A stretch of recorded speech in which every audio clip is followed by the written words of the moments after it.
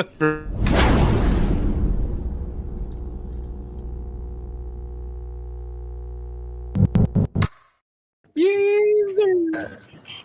welcome to the Rideshare Garage. What's going on, y'all? Everybody's trying to run up in here, so I'm going to let them talk. I'm going to put the mic. I'm going to mute the mic. Steven, Buddha, it's y'all show. Hey, look, it's our show. Look, why you we're gonna take over. I don't know. You got left out. That's pretty messed up. You know? Yeah. They gotta do it to Model 3 owners. You know what I mean? Jeez, you don't want to talk to you like that. Damn. That's how you feel? I can't believe it. No, you're not. No, he's not. Hey, look, what happened to his video? Why he just went ghost? Well, there goes Buddha. I don't know what to tell you. I'm right here. Yeah. I can't believe you're gonna let him talk to you like that, Nick. What's going on? Look, I'm kind of driving, man. Yeah. Oh no, you're worried about hitting somebody in the middle of saying hi to the. Hold on, I got a black card. Oh wait, I'm in a car, so I can't run. Hello, everybody. As you can see, Vinny left us. Left us stranded out here. We're just gonna go ahead and say it's Vinny's fault. Hey, it's all Vinny's fault. Yeah, all Vinny's fault. But we have an interesting show lined up today because Buddha, what was it that you showed us? What was it that we were looking at? Well, wait. What were we talking about today? The commercial insurance bullshit. There we go. Yeah, commercial insurance. Whether or not it's worth it for you. The biggest scam probably known to man, because everybody knows that the biggest chunk of change of Uber is not Uber's fee, it's the commercial insurance, where yes, you're paying at a convenience for not having it, but now they're letting us have our own choice to have our own insurance, but there's a catch to it, but we'll talk about it later. Yeah, we'll definitely dive into it later. Are you talking about me, Luigi, or are you talking about somebody else? Hello, Lynn. Welcome. Silver Fox. Hopefully you made some good money today. I hope everybody made some good money today. Mr. DSN. Hey, he's asking about you, man. He cares about your health. What's up? Are you feeling better, Buddha? Dude, I'm feeling a lot better, as you can tell. My spirits are up right now. Actually, speak. I mean, last week I was going through the ringer, bro. Hey, look at Silver Fox flexing on you, bro. Damn. Yeah, bro. There's no better hustler than Silver Fox, bro. There is no better hustler than that dude right there. And we got Mr. Ramon Figueroa. What's good? What's good? Scott's in the chat. Yo, whoa. Oh, he's back. He's back. Scott. Hold on. Get that white boy from the OC, I don't think I have his email to even invite him into the group. We'll have to send out, put an APB on Vinny. Damn, hey, what's good, SB Rides? Hey, SB, I was over in your area getting as much money as I could. Actually, you know what? No, I didn't end up all the way over there. I was in Ventura County, but yeah, SB jumping back and forth to the airport. Yeah, SB Rides. Yo, SB, he's in your territory, bro. He's on your type of zone. I have to imagine. I would like to hear from everybody. Like, have you been getting a lot of rides because of like the end of year parties and whatnot? All these parties that the businesses are having, where people are going to venues all dressed up and whatnot. They got to make sure, since they're going to be drinking and whatnot, they need to have that special ride home. And a lot of appreciative people too. I tend to get a lot of people that are tipping and happy that they have somebody to actually take them home, so they don't have to drive. What's up, Lynn? What's up, DSN? Yep, Lynn's living it up. Lynn. See Ramon. Look, SB hates Ventura County, but for me, look, I got that comfort. You're all I up got in that. his business, bro. Hey, he doesn't even like Ventura County, so he's saying it's up for grabs. Look, he said it right. I hate Ventura County. As usual, Scott always making big moves, bro. I mean, I want to hear what the big move is. The way everything's kind of shaping out. Are you, what kind of car are you gonna be switching out to since you're letting go of that subs, the Suburban? As Musa would say, the shit bourbon. Jesus. The shit bourbons, bro. Hey, y'all, we got a special I guest. just read the We comments. got a special guest, man. We got a special guest tonight. Y'all don't see the special guest in the house? How do we make it more? Well, yeah, you got a special guest. Mm. Busting my butt out here. Hey, Yeah. welcome Look at back. that guy. A fucking one wheeler, bro. Welcome back. Welcome Yeah, back. dude, I took Welcome a, back. Look, I took a nice he's little Rico wipe out on Suave. that wine wheel. Dude, I took a chunk off right Eesh. there. Chunk off right there. Oh, shit. My hip was like black and blue. Makes you Shoulder feel was all like messed up. made you feel like a That little was- kid back in the day, you know? Get Uh, past. Yeah, dude, I was riding with my daughter. And I fell. We were head first. Poof, poof, right to the freaking. Hey, I hope is she good? Ooh. She didn't get any of your beatings and bruising? No, she was freaking Huh. laughing and recording it at the same time. Just, Good to hear. dude. Kids. So it was pretty bad. It was pretty bad. At 1 o'clock in the morning too. So What in the morning? What? yeah, it's the only time I get to spend with the daughter is like late at night. So we go riding. So that's what I do. Unless it's really cold, that I don't go out. Oh, I see Richie in the chat. Mhm. What's up, Richie-Os? Uh-oh. Long time no speak. What does Richie say on Twitter? That's what I'm talking Nah, he about. just said- That's Yeah, what I'm yo, talking about, something. Scott. That's right. That's right. Hey, not financial advice. XDC. I'm just saying. Keep Shut your up. eye out. Hey, What's you're a triple guy. Listen. Fuck.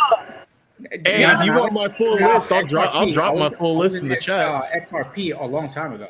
Heck but I had yeah, to that's cash right. out. Nah. You got to look at it. Well, at least this is how I look at it. I'm not telling you what to do. Not financial advice.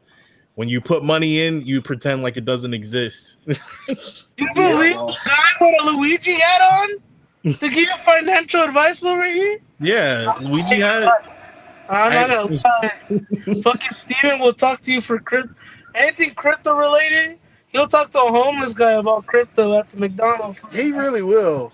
Yeah, I think homeless. I think he was homeless, but he seemed a little homeless. And hey, that dude was rich. I know that dude was rich. The dude that was saying that. he was looking like talking to this dude. He's like, yeah, but see, they're always like trying to one up each other. They're like, All right, so I have a question Oh, it's a question. for We everybody. have answers. Well, I know Nick will have answers. I want your No, man. best. I want your best Uber story of the year. I want your best Uber yeah, but- story of the year. My man Yeah. Raymond, ¿qué pasó? When you- Hey, man. I don't work late night, so I ain't got no good stories. Bro, I know you got plenty good stories. You just don't want Well, to. when you say say best, are you talking about like Most memorable? are you talking about like what we got tipped out? Yeah. Like memorable in the sense of like their life story? Are we talking Do I about like need to- worst passenger? Do I need to pull out a dictionary to define the word best? Yes. Has I Uber mean, and Lyft dumbed okay. us down that much where we I don't got understand one. simple fucking English? I got one. Okay, go, Buddha. The New York ride. The New York ride. How about? I got Okay. contracted to drive somebody from New York to California. There you go. Tell the story, bro. Oh yeah. The videos that you were supposed to make. Oh Where's Lynn? The literal coast to coast driver over here, bro. You know what I'm saying? Oh. No, It was Oh, crazy yeah. because it's because I recently during that weekend I hurt my leg. I don't know if you guys remember, but I really hurt my leg and I couldn't walk for like a week prior to this trip. And my dad told me, he's like, "Hey, you want to go to New York?" I'm like, "What the fuck? Like, what do you mean New York?" They're like, "Yeah, we gotta do a trip out there to California." I'm like, I don't do drug runs. And he's like, "No, no, no. This is all legit with the family friend of mine, and it's my first time ever being in New York, bro. My first time ever being on the East Coast, and the ride was crazy. The whole experience was crazy. That's probably the best ride I ever had. A thousand Okay. percent. Besides the Okay. Coachella, besides meeting Lil Yachty and shit at Coachella, you know, the $2,000 Yada ride. yada yada yada yada yada yada yada yada yada yada yada yada yada yada yada yada. Isn't that the whole song, bro? I don't think that's the song that he sings with it. Sure. Yada yada yada yada yada yada yada yada yada yada. No, I don't know. Okay, Eddie, give me your best Uber story, man, for the year. Oh man, let me see. Can you guys see that? No, Nope. Nope. no. Nope. It is it's a super amazing ride by Uber. $12.73. It's 16 minutes away, 11.6 miles, and 42 minutes, 13.2 miles. Get your money in $12.73. Get your money in Okay. bounce. No, I'm kidding. And it's a plus 45. 45 plus minute long ride. That's my best one so far. I just sit Okay. there in the car and I just laugh my ass off and just say no. Sometimes, Eddie, sometimes I do that to myself too, bro. I look at these rides that pop up for $2.49, and I'm just like, Yeah. ha, ha. Yeah. And you sit there and you laugh and you're like, so embarrassing. Yeah. Sometimes you feel like accepting the ride so you can text the guy. You'd be like, you are crazy. Okay? And then cancel it. I didn't tell you guys what happened last time. But wait. Hold on, Buddha. Hold on a minute. Give me 1 minute. Eddie, the guy is not paying that. No, I know he's not paying. I know Well, why are he's you not. gonna yell at him? I know he's not, but I figure I let him know. Just be like, listen, for $12.73 to take you 45 plus minutes. I was like, you are crazy. This way he knows. Yeah. You know. But because well, listen, I know they don't know on their side. I know that he's probably paying like $60, and I'm only getting paid like $12 already.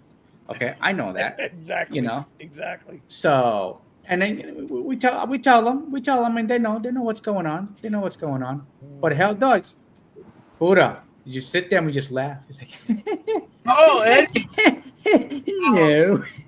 no. Eddie, I was sitting in a, like one of those like a mall setting, like a strip mall, and I was just sitting there, and there was a guy in the strip mall pinging, like on Lyft to take him somewhere. And I'm like, I'm not taking this dude for this much. So the fucking guy looked out my window. I'm like, what the fuck? So I lower my window. He's like, hey, you're a Lyft driver? I'm like, no. He's like, and then the stupid little ping sound goes, ding, ding. He's like, why are you not taking my ride? I'm like, cuz, look how much are they paying me? And shit. Buddha, don't die on us. I feel like I'm Breathe. Jeez. No Nintendo. No. Oh, you're fucking coughing up a lung, dog. Jeez. Jeez. Man, it's just good to have you back on the show, Buddha. You've been gone too long, buddy. Yeah, Buddha. Been gone too long, bro. Buddha. Been gone too long. Okay. So, Steven, give me your best. Well, for you, it might even be a Lyft story. What's your best ride of the year? What was your best ride? What was your best paying ride of the year? Probably that that ride to what is it, Vegas? No, it wasn't. Because that was $300. I don't think I had any other ride that paid as much as that one. Yeah, you did. Okay. Which Okay. one? The fucking the Uber. What was that? Uber Premiere or Uber some shit from Ventura to. That was only $200. That was only 200. I think the most No I guess the one most meaningful ride that I had was some kid had just finished I guess in the army. He had just came back and he was in my car. We weren't really talking, but he started asking me a bunch of questions. And so we kind of started talking about like life philosophy and whatnot. And he was like, he's like, I'm kind of at a crossroads. He was saying in not so many words, like, I don't really know what to do. And I'm like, at this age, you got so much life in front of you. It's funny. I don't know if you guys listen to, he's a YouTuber and a social media influencer. And he talks about like, if I could trade all the money and everything that I have right now for your time, a Vanderchuck, what's his name? Something Vanderchuck. Gary? Yeah, Gary V. Gary V. So I told him, I'm like, look, I'm 35, whatever. It's like you have all this chance to take risks and whatnot in front of you. I mean, you got life in front of you. You can make mistakes. It's not like you have to be have analysis paralysis. And he was really excited to hear that. He's like, man, I really needed this ride, and I appreciate what you said. And I was like, dang. So that was a cool ride. That was a cool ride. All right. Nick, what was your best ride of the year? Steven then turned into a life coach while he's driving people. That's how you get the tips. My best ride for the year was earlier on when I took that person in Naples. It was about for $300. That was a really good ride because they tipped. So I took them for $300, and then they tipped me.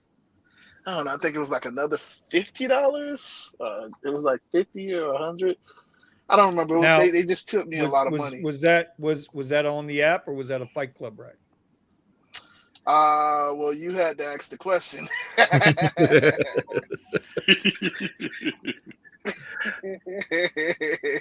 Oh no! Actually, Buddha, you brought up a good point because I had that ride over in Ventura, and then they tipped me in the app $100, and she handed me $100. I don't really remember my Uber rides, if we're being honest. Yeah. Well, this goddamn it, you got to go. What the hell? I remember. I remember my good one. Actually, see, I remember my good one, but it was actually turned out to be a really bad one. So, private ride. I was gonna make $1,000. Okay. I did the ride, drove the gentleman. Made $1,000. Okay. But I gave 10% to the guy that gave me the ride. Anyway, a couple of days later, car craps out, and got a ticket to the shop. $900 and something it cost me. Woo. But I lost the car. I lost the car for a week. But I needed money to pay for my expenses while my car was at the shop. So I had to cash out $3,000 that I had invested in the market. So well, and what did I tell you though, Eddie? What did I tell you? What was the blessing? What was the blessing in that? Oh, the investing. What was the blessing? What was the blessing? That was that that $4,000 that I had in the account was the $1,000 that I had in the account, which I quadrupled it trading. Mm-hmm. And if it wasn't because of that, I wouldn't be doing this right now. You see what I mean? I would not be doing this right now if it wasn't because that money was in there. And I'm glad you brought this up. I'm glad you brought this story up. You know why? Because I don't think enough of us realize, even though shit happens, it happens, right? Even though it happens, you were in a position to make things happen. The worst ride of my life was my ex-wife. What the fuck? Goddamn Raymond. that boy there, boy. I don't know what to say about Raymond, bro. He said the worst I'm not ride of my touching life was my that ex-wife. Apparently, you shouldn't touch it. Look! What? Hey, whoa! Is that a Sergio's skull got his hat cat? on backwards. No, he's got his hat on backwards. Are you a priest today? Are you coming in to give last rites to Rideshare this year or what? Yeah. He's got on the Padre hat. Look at that. His shit looks like the he's got Padre the hat. hat backwards, so he's got to have something to say. When the market drops like it did, I always have it backwards. Oh, okay. I've been loving the drops. I've been loving it. Yeah, I was talking to Vinny today, Sergio, and I was looking at the market, and I just saw it dump and keep dumping. I was like, "Fuck that." Ooh, Techno Fox, nice name. I didn't even look. Oh yeah, I know, but it was just moving, Didn't and I even was look like, you at know what? I don't want to touch it because I've never done it before. So Nope. I am stealing the name from Dave the Uber slave. I've been an Uber slave this week. Uber's bitch. Okay, so let's see. We got Melvin. How's everybody doing? You, Melvin. My like brother, can hear me? another mother, bro. Oh, there you go. Now we can hear you. Oh, we You know can what hear I me don't now? understand? You know what I don't understand? How come there's so much Latino crime on Latino crime in Texas, bro? Why is that a thing in Texas, bro? Why so much Latino? Because you have your short Latinos, you have your tall Latinos, you have your round Latinos, you have your skinny Latinos. How about you have your Latinos from the other side of the border. You got your Latinos from up and north of the states. Wait. Calm down there, Junior. Calm down. Slow down, Turbo. I said Latino crime in Texas because you two jabronis live like an hour apart and y'all still ain't got together and made a video for us. Oh, no.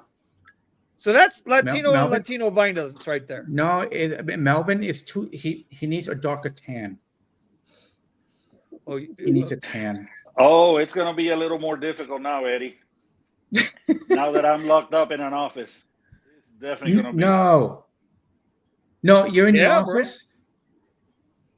Bro. Matter of fact, I did do a new pivot for 2025. Vinny knows about it. I'm actually a finance manager at a Chevrolet dealership. Nice. Very nice. My last ride was Saturday, my last contract, because we call them contracts, was Saturday. I took a passenger, a lady that was had too many drinks. This guy all of a sudden shows, when I dropped her off, this guy all of a sudden started approaching my car. I get a little bit nervous. And he actually gave me a $100 bill, man. And that was my last ride. Oh, wow. All right. Your last ride, $100 bill, and a new pivot. Nice.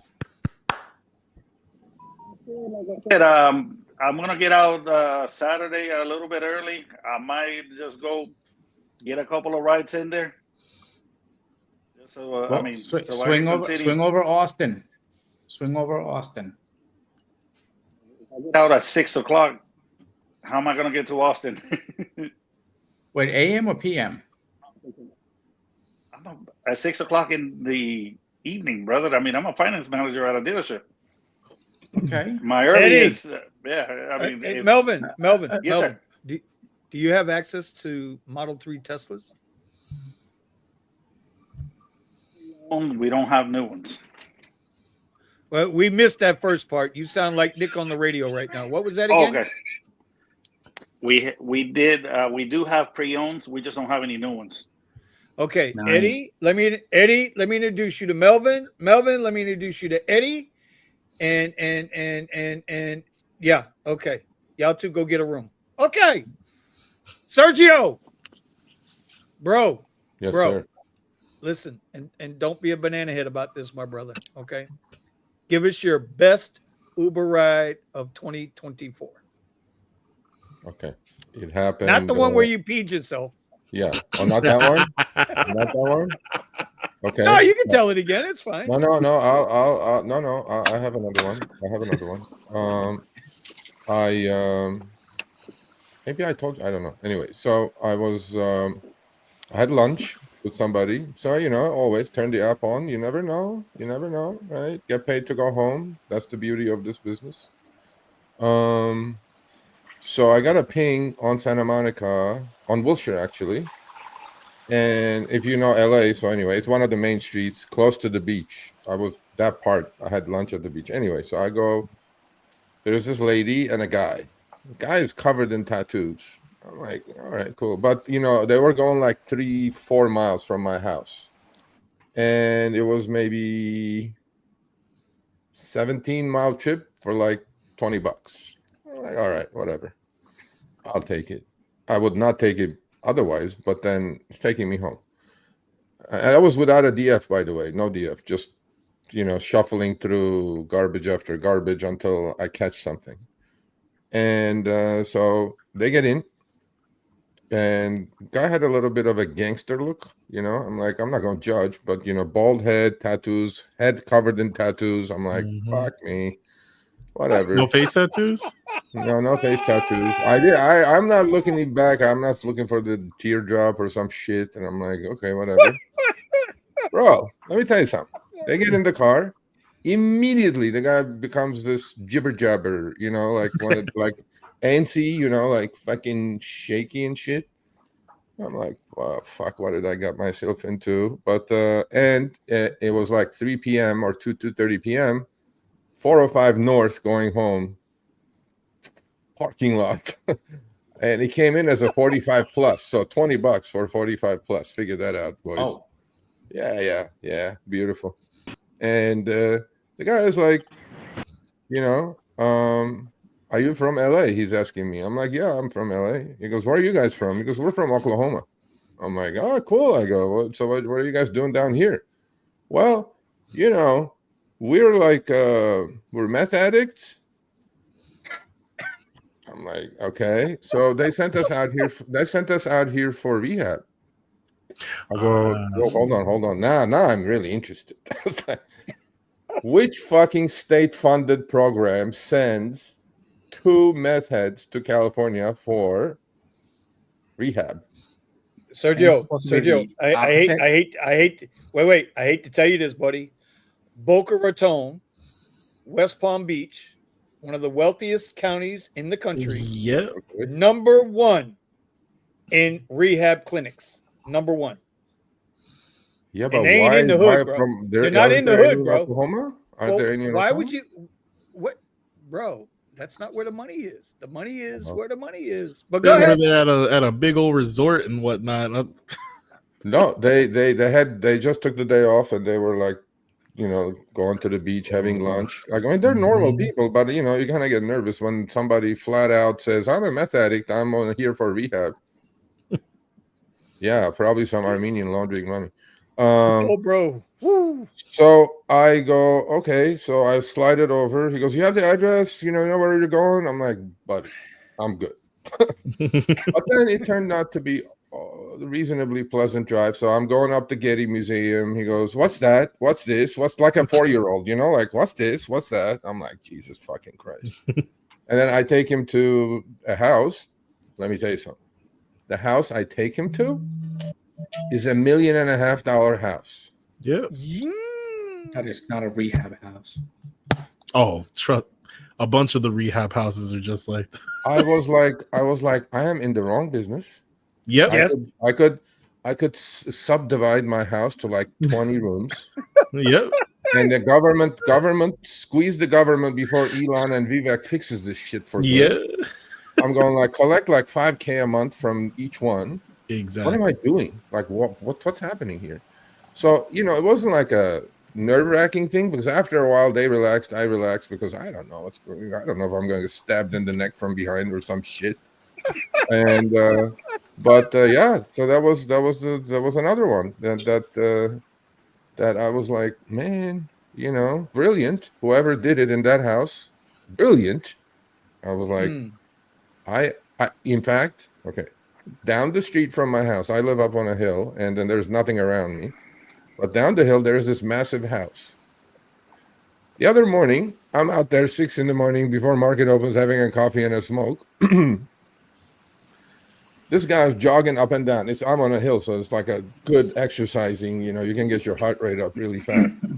There's this guy just with shorts, jogging up and down, jogging up and down. And I'm like, hey, what's up? What's up? Because if you're there and I don't know your car, you're either lost or you're up to no good. Because I don't know all the cars around my neighbors, right? So unbeknownst to me, then about an hour later or two, I'm having another smoke break out there. My neighbor goes walking his dog. He goes like, I go, Jeff, what's the deal with that house? I see a lot of cars that I don't know. Oh, he goes, you didn't know? I'm like, no, I don't know. Oh, he goes, that's a rehab center. I'm like, what? Literally now, down the street from my house, I have a rehab center. Some Armenian doctor bought the house. There is a whole bunch of people who are fucking going through rehab, literally 100 yards from my house. So supposedly my wife figured this out. She's all freaked out now, and she goes, I go, don't worry, we have the Mr. Smith and Wesson ready. So, but I guess this is a big business. So now that I know, I'm gonna look into it. How do I convert a house into a rehab center? Breaking Bad could be a good instructional. Breaking Bad, okay, yeah. All right. I mean, the show was pretty good, but the chemistry in there, it's pretty solid. Yeah, I don't know. I guess this is a big business. Okay. And then you always have clients because it's like right there. Yeah. And they relapse, and then they go back, and then they relapse, and then they go back. That's true. So anyway, that was my memorable ride, but also got I don't know. I don't know. Rideshare is rideshare. It is what it is. Let me give a quick shout out to everybody in the chat. What's going on, y'all? Welcome. We're going to talk about some year-end stuff, and then we're going to talk about some new stuff. And I'm sure there's going to be some rants in here in a few minutes, so y'all stay tuned. Buckle up, get your popcorn, get your whiskey ready, baby. All right, let me go get my whiskey. Ooh. So shout out to Ramon. SB Rides wants to know, Sergio, was that place in Westlake Village? I don't know. Is it a rehab center? I'm sure it's a rehab center.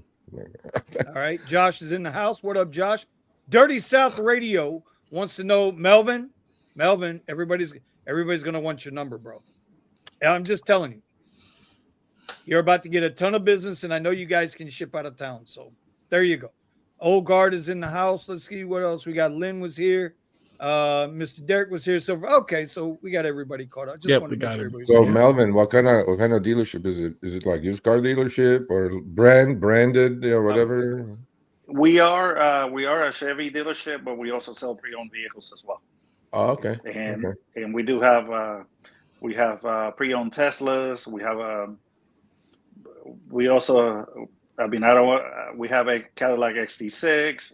We have, and also everything from brand new Chevy, the new EV SUV from Chevy, the EV Silverado. We have all of those. Okay. Yep. EV Silverado? The hell, really?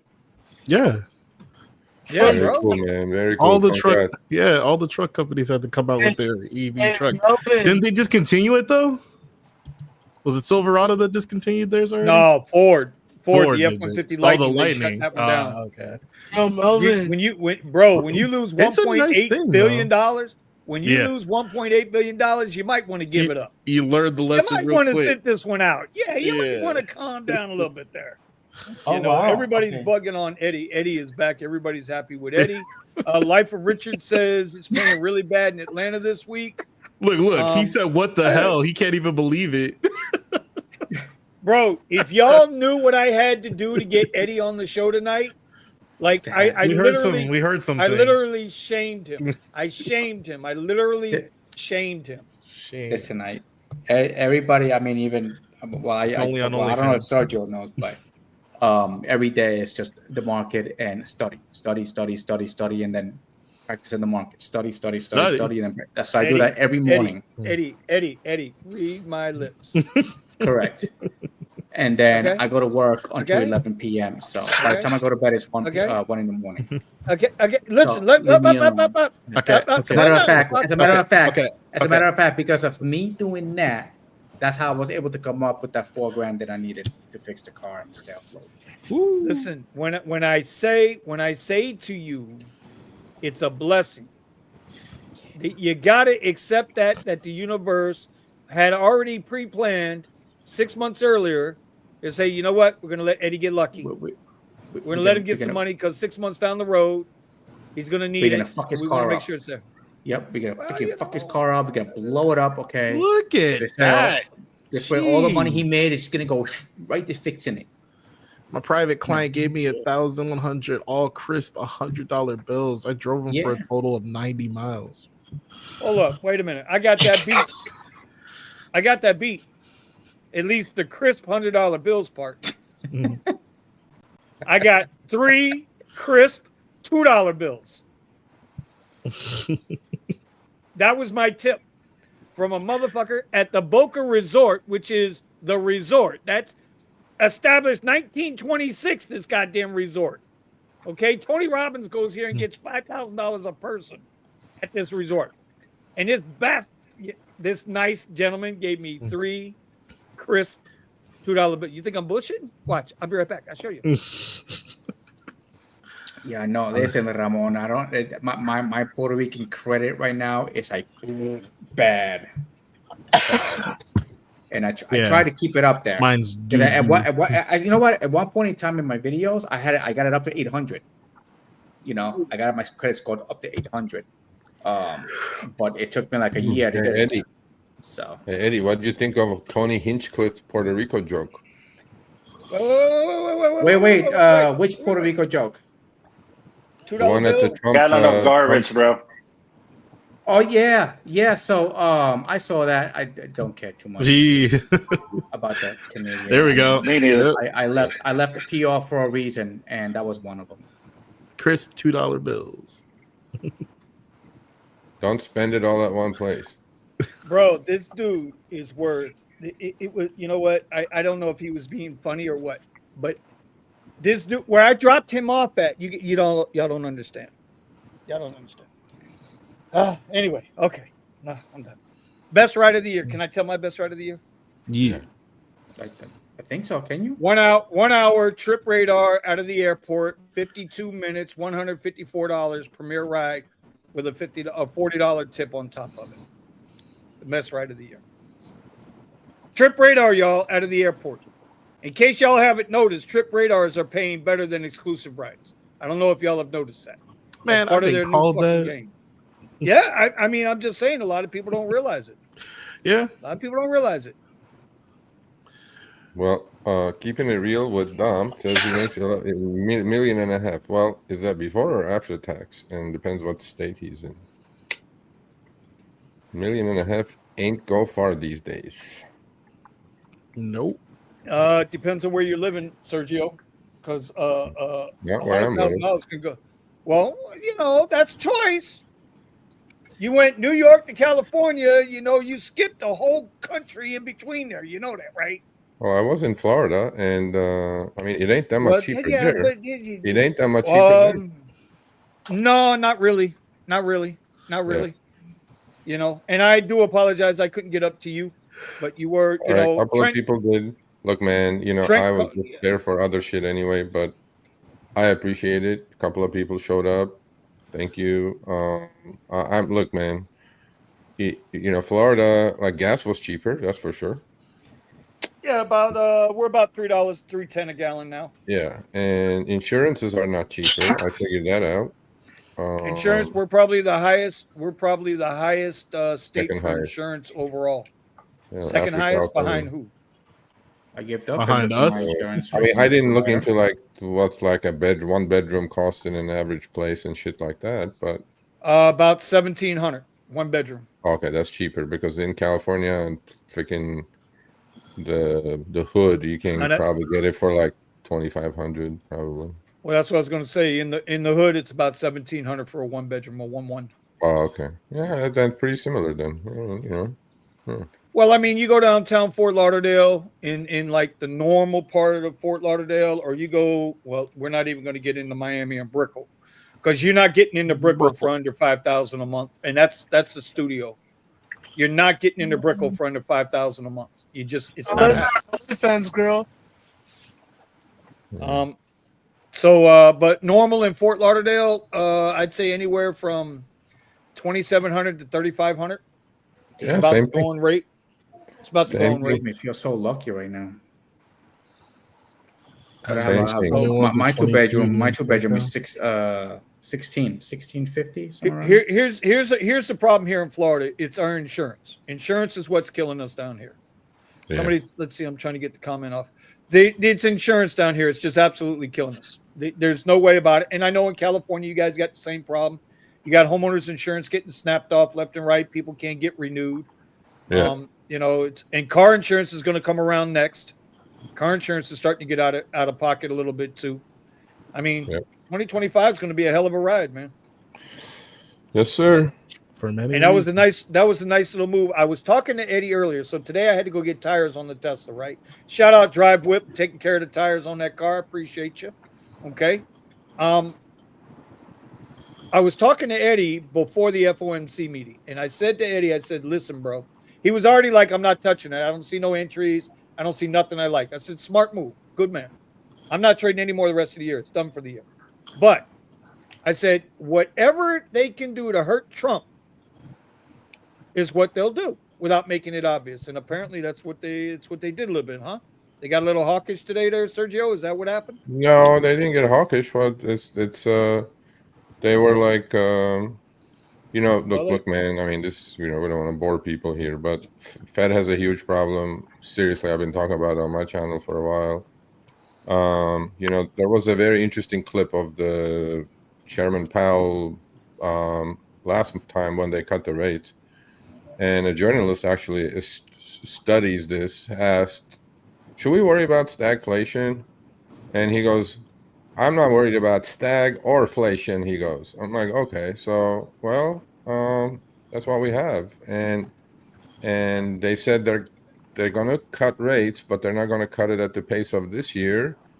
And the market was anticipating a soft landing with a bunch of more rate cuts. And over an hour, market decided, oh, shit, no soft landing. Nope. Okay, no.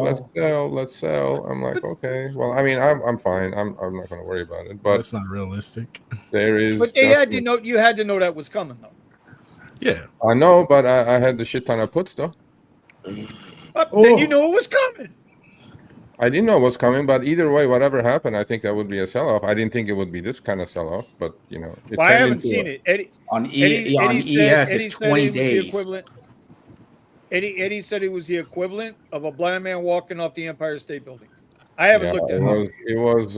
It immediately started literally like right after a minute later, and then it just fed on itself. Just keep feeding on itself. And yeah, look, market's in its own bubble. Everything is in its own bubble, and it's all good. I'm not worried about it. I mean, market's gonna do what it's gonna do. Yep, it's all good. All right, so Lynn wants to say Lynn's saying she doesn't know Eddie or Melvin yet. Are y'all on X? Lynn, not everybody goes on X, but Eddie is. I know Eddie is. Eddie is OnlyFans on demand. That's Eddie's handle. OnlyFans on demand. So I'll go down to X. See, he'll go down just to see. He'll go down for you. Just to see what's going on X. But 45-minute ride for $12.73. That's why I don't go down there no more. We don't take that. No, we don't take that. It's just not fishy smell. Fishy smell. No way. She was talking about. What you guys think about Uber and Dara donating $1 million each to Trump? While Tony West put his tail between his legs and went back to a $20 million. Here's my problem with that shit, right? When I saw that, I about flipped my shit. And I got on the radio and said, I don't want to do the show tonight because I'm going to snap off on it. Okay? Here's my thing. When Kalanick was still the CEO of that joint, right? Yeah.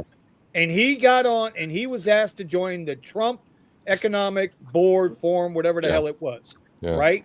And all his little snowflakes that work in the office there, oh, we're quitting. We're leaving. We don't want nothing to do with Trump. Trump bad. Orange man bad.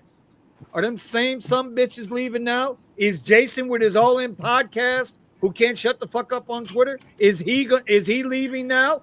Are they going to sell all their stock now because Dara's going to suck up to Trump? I mean, it's ridiculous, Sergio. It's ridiculous. No, I agree. It's an interesting dynamic, though, when your chief legal officer is helping Kamala and you're going dumping all that money into Trump's lap. But listen, that guy's been dirty since Obama. So, you know, that guy's got a history of wiggle worming his way into a lot of money. Yeah. Right? Well, how many times was he indicted and under investigation? Yeah. No, definitely. I mean, he, when he was especially working for the government, he did a lot of shady shit. But I thought it was interesting that they go put up the bucks. $1 million, bro. $1 million for the inauguration. Company $1 million and Dara $1 million. $1 million each. Whoa, I didn't see that part. Yeah, look at the Wall Street. Look at the headline on Wall Street Journal. So a total of $2 million. Uber and Dara Khosrowshahi million each on the Wall Street Journal. Actually, Priti Karana, who wrote the article, she texted me yesterday. She goes, "Do you know anything about this?" I go, "I don't know what you're talking about." I knew about it actually. There's more actually to come on this, but one other thing, year-end special, Dara may not be around for too long. So. Well, he's been taking all that money out. He's been taking all that money out of the account, right? And I mean, well, let me ask you a question. Let me ask the entire panel a question. Do you think Dara has helped Uber, or do you think that he's hurt? In other words, did he actually clean it up, or did he just come in and smooth it over? He did. Remember why they hired him. He cleaned the culture up, but he didn't clean the financials up because it's not cleanable. If that's a word, it's uncleanable. Go ahead. All they do is shuffle billions from one column to the next column to the next column. Every quarter, the billions are moving around. And if anybody understands the game, I mean, it's a legal game. It's not illegal. Because they're allowed to do it. But if you look at Uber's overall, obviously, he survived the pandemic and all that stuff. But that mark-to-market that they play with every quarter, it's insanity that nobody even talks about it. And I'm like, okay, cool. But Dara has definitely helped the culture. But I don't think. Look, rideshare is such a horrible business for every part of the marketplace that I don't think you can help it. And I think he did the best he could. I don't think he looks good anymore. I watch these things closely. His hands are all shaky now when he's on CNBC. I don't think there's something wrong with his health. I don't think he's there. And, Is that what you think it is? Do you think he's like everybody else? Is just doing what he's being told? I have very good information. I mean, like I'm talking really good information. So then that brings up another question. Well, actually, let me go around the horn because Steven, was Dara good or bad for Uber? I don't know. I don't pay attention to that kind of stuff, so don't know. Eddie? Not in my market. I'm having the issue with the illegal accounts. With the Facebook group, but it looks like they're cracking down on them because they're going after every single one of them. Credit to DoorDash, they're cleaning that shit up, which is good. Yeah, at the airport, they're busting people, and I do not know if they're including ICE in there, but I have a funny feeling that they're gonna get involved sooner or later. But the two Facebook groups that I'm in, I have a funny feeling that they're watching those too. So. Sorry. Did you hear about that, Vinny? I mean, not Vinny, but Sergio. That they came in. They came into the lot at LAX, started checking people's IDs. I heard about that, and also I am quite aware that the pilot that DoorDash started in actually Massachusetts and a couple other states about cleaning this stuff up is just a start, because I think supposedly there are 8 million Dashers in the country, and the numbers are massive. I'm told that it's like 20+% is illegal. So they gotta clean that shit up, bro. Because I mean, we have some good stuff coming up early next year. We're going after the consumer. Wake everybody up. Wake the fuck up. Who's picking you up at 3 a.m. at the bar, and who's bringing your food, and who's bringing your groceries, and do we need rapes and murders until you guys wake up? And the companies are aware of it now. They're definitely aware of it. I think it was Didn't you have like 7 out of 10 people that they deliver you that they were not who they were supposed to be? 7 out of 10 Uber Eats orders. It was not the driver that was supposed to be bringing me the food. 7 out of 10 is massive. 1 out of 10 is a lot. 7 out of 10, yeah. And I'm in a middle upper class white neighborhood. Whoa! What the hell is that supposed to mean? No, what that means is that if they're that prevalent in this neighborhood, I wonder what's going on in like densely populated cities like New York City and Chicago. They're not crazy. They're not crazy enough to go there either. Well, I don't know. Well, Nobody look, gets the joke. we'll see what happens. I'm We'll done. see what happens. Nobody gets the joke. All right. Okay, well, we'll see what happens. But I am,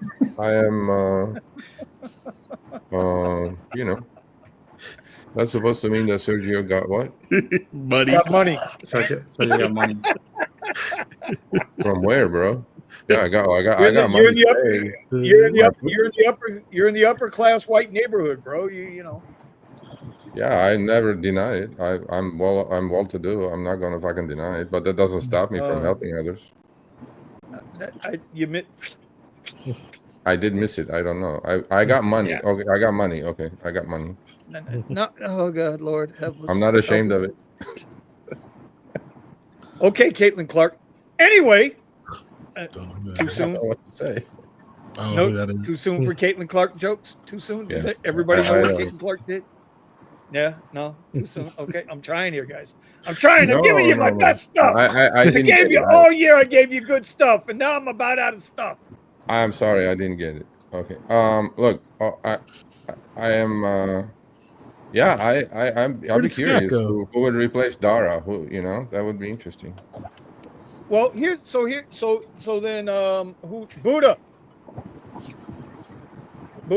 was Dara good for Uber or not? Was he good? I don't think he was. He was great. Stock went from 23 to 85. He was great. What are you talking about? Yeah, but I didn't fucking talk. You feel me? Not every other Uber driver that who gives a fuck about their stock, bro. So it's whatever the driver has in their pockets. What? Who gives a fuck about Who paid for that? 22.85? Who paid for that? Speak on it, Buddha. Say your piece. No, it's because, I guess stock-wise, the fucking the shit you guys be playing around with, the big monopolies. Yeah, sure, you probably do good things here and there, but to us, to the people in the fucking lot, to the normal ass people that are driving, we didn't do that shit in our pockets. We didn't Lynn. I changed my answer to Buddha's answer. We didn't get 130 million in our pocket. Every time they got sued and they had to pay up, we didn't get a fucking dime from that shit either. No, but the lawyer got paid. All of a sudden, lawyer got paid. That's the typical. Look, man, that's the typical socialist answer. I didn't get any. Well, you're getting some. If Uber didn't create the marketplace, well, how would you do what you're doing now? Okay, Uber made the market, but Dara didn't do shit. Whoa. No, it has nothing to do with Dara. I'm just talking about. I mean, Uber created this marketplace that you can make money with. The question was not there. The question was if Dara did anything good, and he didn't do shit. Well, Dara. I think Dara, for themselves, they improved the market, right? With upfront Right. fares and all that shit, right? From So let me So it roll. didn't improve anything for the drivers. Hold on. Let Buddha speak. He's cooking. Cook, Buddha. Let's go. I need some ramen noodles. I'm just gonna play the devil's advocate I'm today. hungry. Let's go. I'm just saying, bro. When they introduced upfront fares, it was pretty cool because now you can see, where you're going and shit or whatever. But then people start to find out, damn, dog, I'm getting paid less and less and less. But you see on the news or on the headlines, Dara cashing out a couple millions on his end. Like, obviously, we're never gonna get a million. Or I never thought I was gonna be an Uber driver and get millions of dollars either. But that that was a piece of shit. He didn't do shit. He doesn't take care of the people who died in doing this job. His hands as well. How are you praising this man? Didn't do Okay. shit. Well, I don't think anybody's praising the Buddha. Let's not over. Now you're cooking, but let's not burn it. Okay, let's not burn it. It's You're a good cooking, job, though. bro. Like, I get it. Uber's good. If you know what you're doing, it's a good job. I don't hate Uber. I don't hate Lyft or any other apps. It's just that an extra 5 on each ride would fucking make everything smoothen out, bro. Okay, And so that's I have a question for you. I have a question for you, Buddha. I make you the CEO of Uber tomorrow. What would you do? I would fucking throw that shit in the garbage. That's not an answer. What would you do? Would you treat your drivers better in turn and have your stock tank because you're not gonna make any money anyway? What would you do? If your job is to, I would do? I would do? I'll probably make Uber a private company, and take care of my drivers, and fire a bunch of people that don't need to be there. okay. That's what I would do.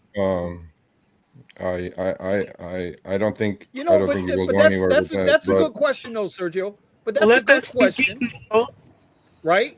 And Yeah. Buddha's answering you as a driver because his and let's just call it fair, right? His economy depends on what Uber can provide. And we all know Uber's been fucking shaving nuts for 3 years now, like just terrible, right? We all got bald nut sacks right now, except for Lynn. Okay. Lynn, I love you, baby, but you ain't got no ball sack. Anyway, okay. It's a really, really good, solid question. Where do you start? You become the CEO of that company tomorrow. Where do you start? Do you start with the drivers, or do you start with the endless amounts of engineers that can't keep the app running right to begin with? Actually, Are you asking me? now that Yeah, I'm asking you. Oh, okay. No, I would definitely not start with the drivers. I would definitely cut overhead. you know what, So you pull an Elon. I would cut I'm overhead Sergio. by 50%. I would cut overhead, and I'm with Sergio on because- that. yeah, So what do you consider overhead? 33,000 employees. So you would pull an Elon and bring your own sink and cut them loose. Yeah, absolutely, yeah, and I agree with you. that's where. Look, if you figure it out, that's where the bulk of the money is anyway. So out of 33,000 people, these people are all making six figures, pretty much 90% of them are, and high six figures mostly. Out of 33,000, by the way, 8,000 are coders. They're all making 250 plus a year. But if you figure on average, let's just figure on average 100K a year, which is nothing. If you average it down, it'll probably get to 200K a year on average. That's 33,000 times 200K is $6.6 billion a year. And that's a lot, right? So imagine for Uber to get that 6.6 billion, even with their growth and their scale, they have to make more money on each trip. So the other thing that you guys have to understand is there's something called RSUs. RSUs are like restricted stock units. And every time they issue those, they're diluting, right? I would stop doing that garbage. I mean, there's a lot to do on the corporate side. before I do anything with the driver. And then if it's left over, then we'll talk about the driver. But I mean, I am really compelled about this topic because if people are voluntarily driving by the millions, again, I'm playing devil's advocate. You guys know where I will stand on this. I feel you. I know. Believe me, I'm gonna come just to play the role, right? Why would I pay the drivers more when they're falling on top of each other driving as they are? Because your rider satisfaction is taking the biggest shit, worse than the stock market did today. I do surveys with the riders all the time. I'm talking like them now. All the time, and they love the platform, and they're not abandoning it. If they were, we would pay attention to it. Okay, hold on. I'm going to answer that question with a picture. Yeah, I mean, so my concern is not that. My concern is your concern is your stock price and your share price, right? No, well, as a CEO, yeah, definitely. But okay.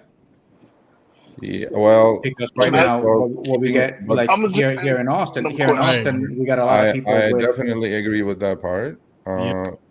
Actually, they tried that, but it's not legal.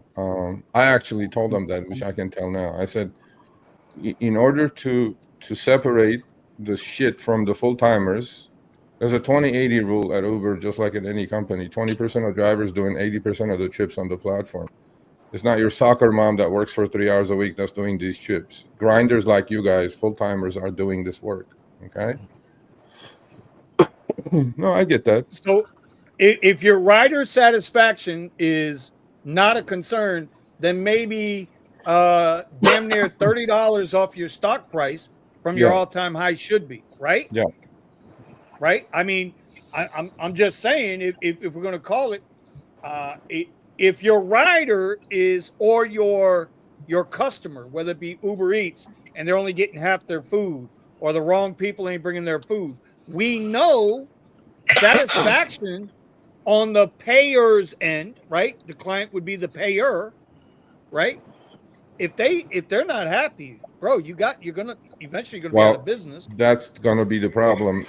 Because that's gonna be the bigger problem, right? Drivers being not happy is not a concern because we have plenty of them, right? We have so much supply, we don't know what to do. Yep. However, look at LAX. The service quality going down, car quality going down, driver quality going down. Yes, is going to be a major concern, and that's what the market is sniffing as it is. Okay. And sir, okay, hold on. It's where the drivers are coming from. That's the thing. Wait.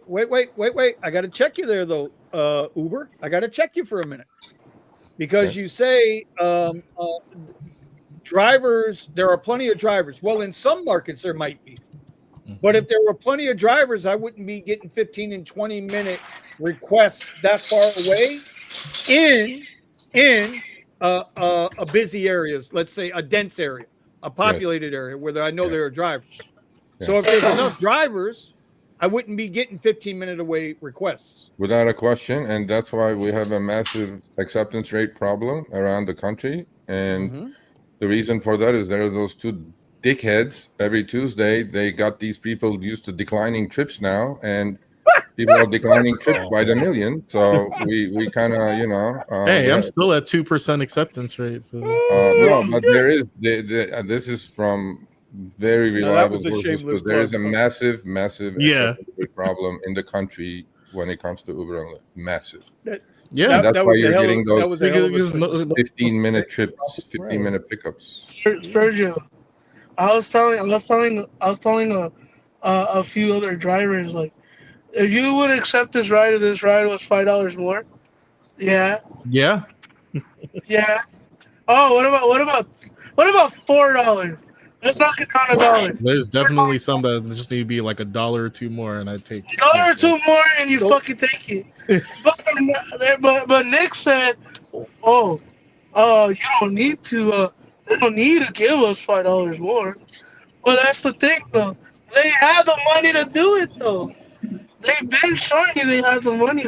Well, here's the thing, right? If they can give $1 million as an individual, and they can give $1 million as a company to inauguration, to the next president that just 8 years ago, the half of Uber wanted to quit, then apparently there's plenty of money to pay people. Because we all know Trump, the inauguration don't need the money. I'm just curious too. Somebody asked this on the radio earlier today. The hell they need all that money for an inauguration for anyway? Caviar and champagne, I guess.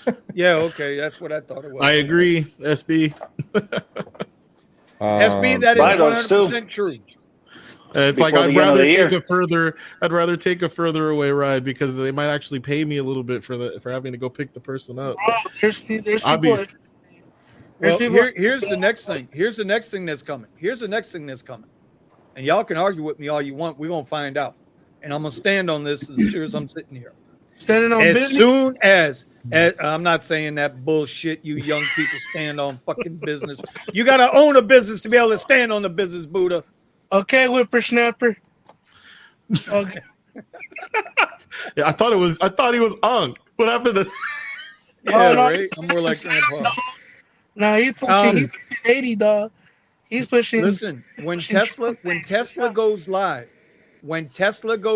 ain't nobody worried about Waymo and their 400 fucking cars. Ain't nobody worried about Cruise because they just got their line yanked. Ain't nobody worried about any other rideshare companies like InDrive or Y-Ride. No. When Tesla goes live with their Cybercab, or when they unload here shortly in Austin, I feel so bad for Eddie. Eddie, come on down, bro.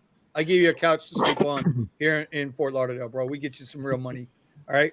But when they go live in Austin and San Francisco, it's automatic 8 to 10% market share. Automatic. And the reason why I say that is because people that are invested in Tesla are going to use Tesla. Tesla is like Apple. It's a fucking cult. But I'm proud to say I'm part of that cult too. Oh, Vinny. Go ahead. It's funny you say that, bro. A lot of folk don't like Teslas out here too, though. You get me? Why don't they like the Teslas though? But why don't they like it? I don't know. It's usually the conversation starts in Orange County, right? I be in Orange County a lot. You know, it's a typical, rich area neighborhood. Every time I pick up somebody in the Tesla, they're usually, oh man, I don't like this Elon shit. I'm like, I don't know what you guys talking about. Oh, I don't like your Tesla, bro. I think it's gonna blow up. Oh, Teslas are fucking trash because of the owner. I'm like, you know what they call that, Buddha? I'm like, what the fuck am I supposed to do with that shit? You know what they call that, Buddha? You know what they call that, Buddha? They call that crabs in a barrel. You know the expression crabs in a barrel? No, sir. Talk to me. One thing people love to do, and Sergio he's in my age group. He might be a couple years younger than me, but he's in my age group. He understands this, right? The more the people build you up, they can't wait to tear you down. And as you climb, as you get better in life, as you start to make little incremental increases in life, they all want to grab your fucking ankles and yank you back down and try to climb above you, try to stand on your shoulders. Anybody who's got a problem with Elon, because Elon is looking to be a little more conservative now, when we all know Elon is a moderate, down the middle moderate, he was a stone cold Democrat. If that's their problem with Tesla, then fuck them. Let them catch a Honda. No, this is. That's it. It's that simple. This was like before all that bullshit, right? So like, a lot of people, with the Tesla shit, right? The Tesla Cybercab, a lot of people are talking shit about it, saying that it was all on pre-routed roads. If not, they were using fucking remote controls to drive that bitch all over where they were like doing the little presentation. Buddha. Two things, my friend. And then I'm gonna let everybody else speak on it. Number one, you've got self-driving, right? Yes, I have. You got self-driving. Okay. Is Elon trying to make sure? Is he on the joystick controlling where you're going to pick up your curry rides 19 miles away? No, but so then people fear. What? What? So now we're talking about people fear what they don't understand, right? So let them suffer because Tesla will be the largest, most valuable company on this planet, bar none. It's gonna happen. Well, see, when I do self-driving with the passengers in the car, the first There's plenty reaction, of people on YouTube. dude, What's their first reaction? first reaction to this shit, they'd be like, "No, dog, this is the craziest shit I ever seen. I never thought I'd ever be in a car that drives itself." When that's, excuse me, Hello, dear wife. when they start seeing the steering wheel spin that bitch around to do a fucking U-turn, 'cause, yeah, it does U-turns now out of nowhere. You know what I'm saying? They start tripping out. You know, and it's like it's something I never like experienced before. But, you know, the whole thing without the steering wheel and all of that, I don't think it could make it to the Buddha, level. ask Sergio. Ask Sergio the name of the company that's been running autonomous vehicles in Vegas for the last 5-6 years. Because there's a company in Vegas that's been running driverless cars for the last 5 or 6 years for rideshare. It's got its own lane. It's got its own lane. It goes back and forth between the Strip, the McCormick Center, and the airport. Right? I get that, but that's not what Elon is doing. Elon wants that motherfucker to go on all the roads and everything. You know what I'm saying? So let me ask you a question, Sergio. You've been in a Waymo, right? Multiple times, yeah. Okay, has it gone on the highway yet? No. There you go. There you go. There. Hey, Steven. God damn it, Steven, you son of a pumpkin, you. Hello, Mrs. Steven. Everybody Steven. wave hello. I don't Mrs. even like Steven. Snickers. Thanks. Wait, hello. Send You us can Snickers send it here, here. bro. You can send it here if you don't He like it. doesn't like it. Snickers He here, doesn't bro. I like already gave it back Snickers. to the wife. You know, you're Shove gonna it down his make throat. me get. You're gonna make me get. Hold on, Steven. Look, Vinny says hi. Steven's I have pissing to me make off. sure. Hold on. Yeah. Well, But you know, my 2 cents is not a threat, honestly. Not worried about Waymo. how much more time do you not think worried until? about it. Yeah, it's not. how about it, Sergio? Well, okay. Even without them being a threat, how much longer do you think rideshare has? Rideshare will always be around. It's just going to be a smaller scale. That's all.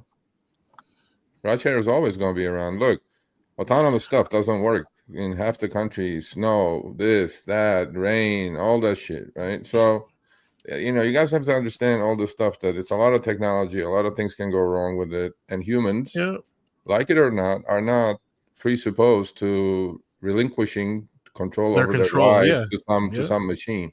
Yeah. And you have to understand the demographics of the country. The Gen Zers probably will do it, but then that's true. You know, older people will never do it, right? And you know, look, AAA did a survey. 80% of Americans don't want to be in one of those. Now, it was, you know, you do it 5 years from now, right? Maybe it'll be 60%. But the way you guys think this is going to scale to the point that every car on the road is going to be that. The other thing is you have to look at the regulation side. I never thought that. You have to look at you have to look at a lot of issues in here. You have to look at the density problem, right? Okay, you put 100,000 Waymos on the street and half of them are empty. Their utilization is the same shit it is as in rideshare.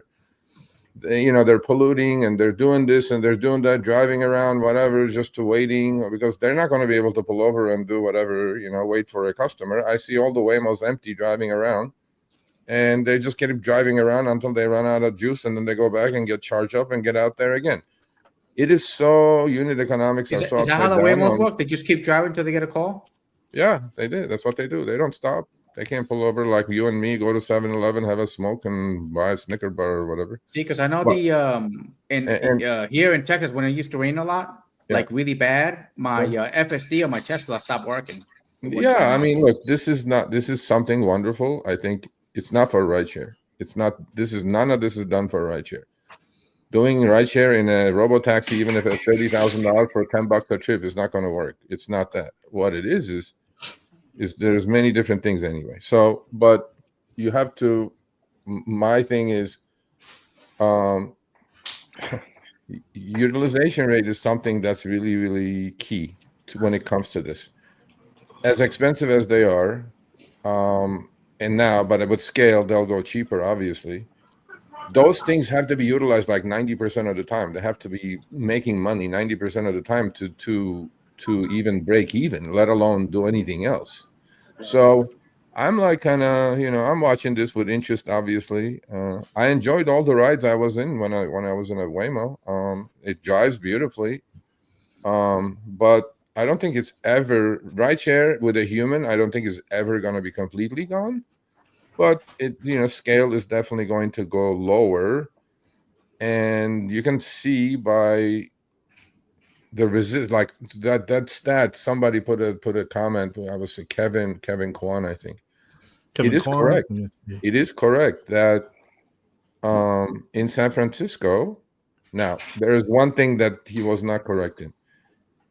As far as percentage market share, Waymo is equal to Lyft in San Francisco. Oh, my bad. Yeah, Right. this one? Yeah. But Kevin forgot to really? mention that it's not in as a car, as a group of cars. Like Lyft has probably 12,000 cars in San Francisco, and they do a lot more trips. But at their scale, as many cars as they have, if you compare it apples to apples, that's correct. That, like, if Lyft has 10,000 cars and doing 100,000 trips, a week, let's say, Waymo it has 300 cars and they're doing 8,000 trips. So percentage-wise, the market share is equal, but not in the overall trip numbers. Okay. Because Waymo is doing 150,000 trips in a week in all the cities that they're in. Lyft does 2 million trips a day. Uber does 1.2 million trips per hour, every hour, 365, 7 days a week. So Waymo doing 150,000 trips is a huge gain, obviously, over what it was, a year ago.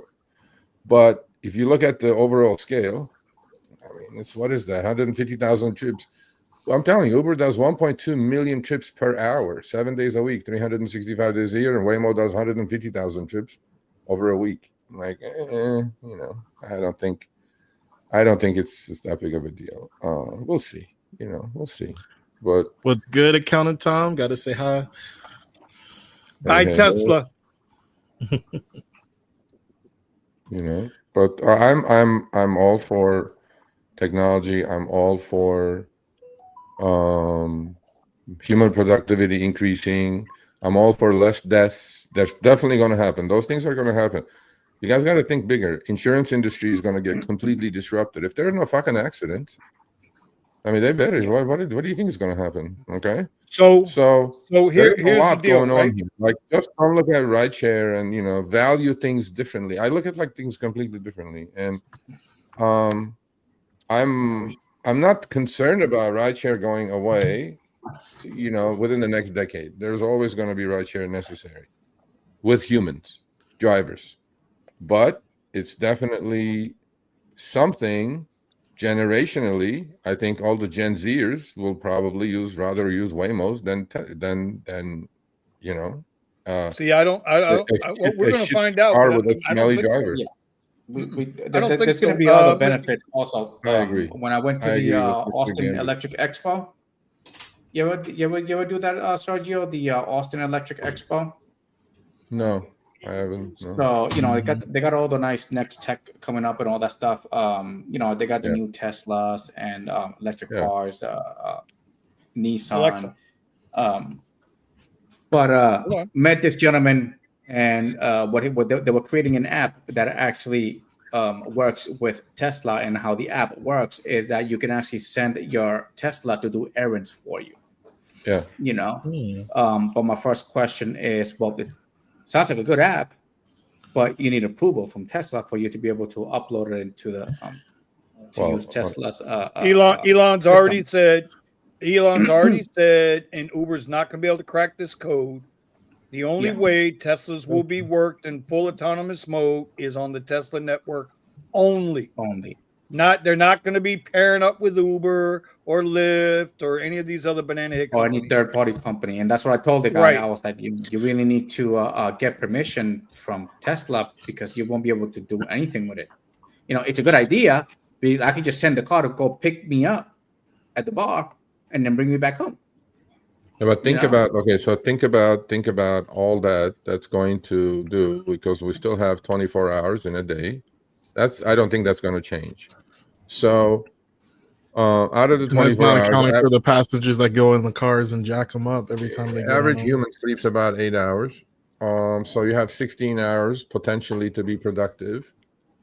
And I think that's where the game is going to get played at, not in rideshare. Rideshare, who gives a fuck about doing $8 trips and saving $3 over a human driving car and so whatever. That's not where the major gains are at. The major gains with autonomous story is going to be in human productivity, because according to the National Highway Transportation Bureau, every one of us travels 35 to 40 minutes to and from work. So now I just created an hour and 20 minutes for you, where you can sit into your AV and be on your laptop and be more productive. How much is that worth? That's worth trillions and trillions and trillions of dollars. Or just especially relax, if they make a subscription for that, right? Yeah, or buy some shit in the back seat. More retail sales. I mean, you guys got to think a little deeper than that. I know it's about rideshare. I honestly don't think any of this is being done for rideshare. I don't think. Rideshare is here to stay. Rideshare is going to come and go or whatever. But the bigger picture, like you said, okay, you send the car to pick up your groceries. The guy comes out, puts the groceries, that comes back. Well, you just saved yourself a half hour, maybe 45 minutes to go to the supermarket, buy that food and come back, right?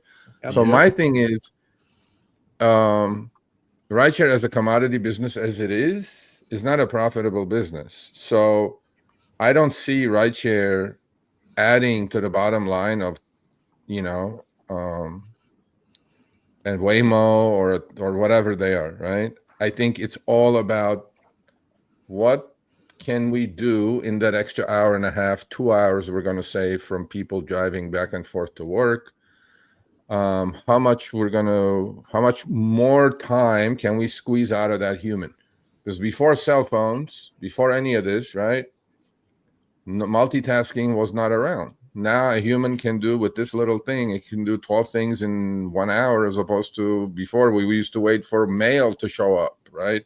Think of it this way. Think of the evolution of transportation and how much it hinders humans from doing more stuff during the day. Squeeze more productivity in 16 waking hours that you have. And a lot of disruption is going to happen, but I don't think it's about rideshare. So. That's what XRP is going to do to the financial system.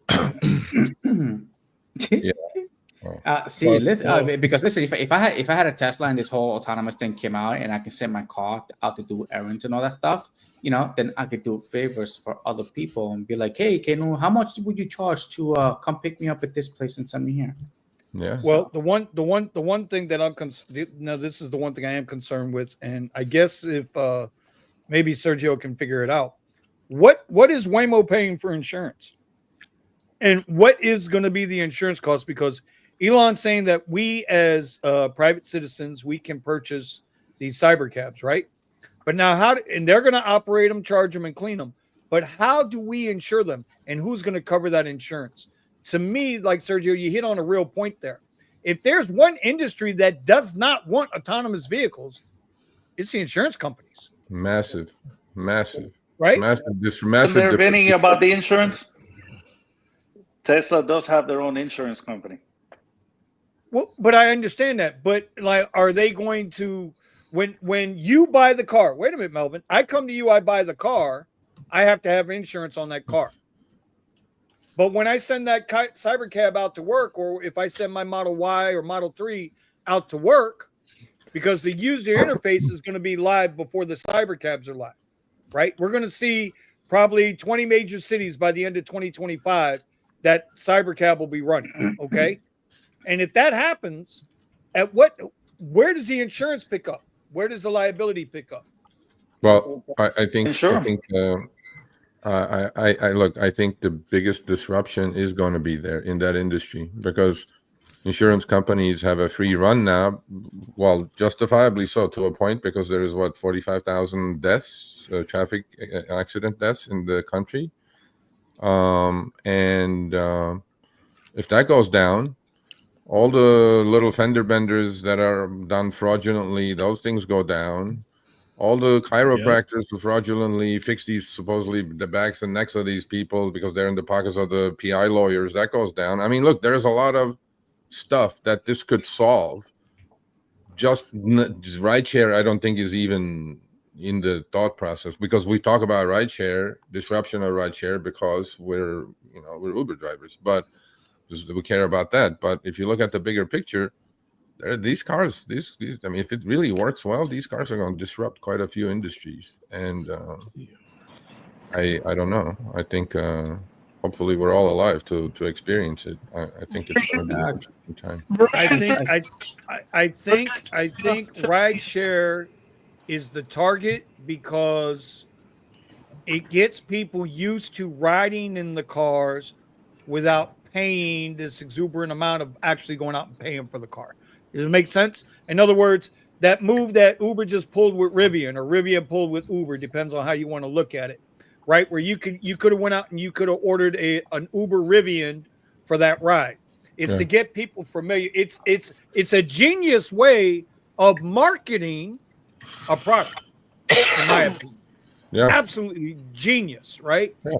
So I think they get them used to that, and and then from there with, oh well, wait a minute, are you telling me I can go buy 2 of these for $70,000 and put them to work and have an income from these things? Oh, let me sign up. Well, you're going to have to figure that out, just like you figure out when you're driving for Uber. You have to figure that out, right? I mean, car is sitting in the garage, or a personal car is utilized 15% of the time. 85% of the time is idle. So if it can make you some money or pay for itself or whatever, yeah. I don't know. Okay. It may work. All right. Old guard wants to get in. I want to answer Dave's question. So what I think is going to happen to Tesla stock? Well, I'm not really following what's really going to happen to Tesla stock. What I'm really following is what Elon is saying. A very long time ago, Elon was talking about what's the where's he going to go with SpaceX, and the idea of because he designed the engines. He was going to college to study how to make the engines for the rockets, and he didn't learn what he wanted to learn, and so he taught himself. So he built the engines himself, and then of course he started hiring people to help him out, do all the work. But what he was talking about is that the idea is that he wants to take those rockets, the engines, and he wants to make them small enough to be used commercially. All right. Now, if that happens, he's going to be the only company that's able to supply engines that have 100% efficiency. Okay, and that you can actually use them and reuse them over and over again. Now, when he talks about going into outer space, he's going to be the only company that provides unless somebody else comes out with something better.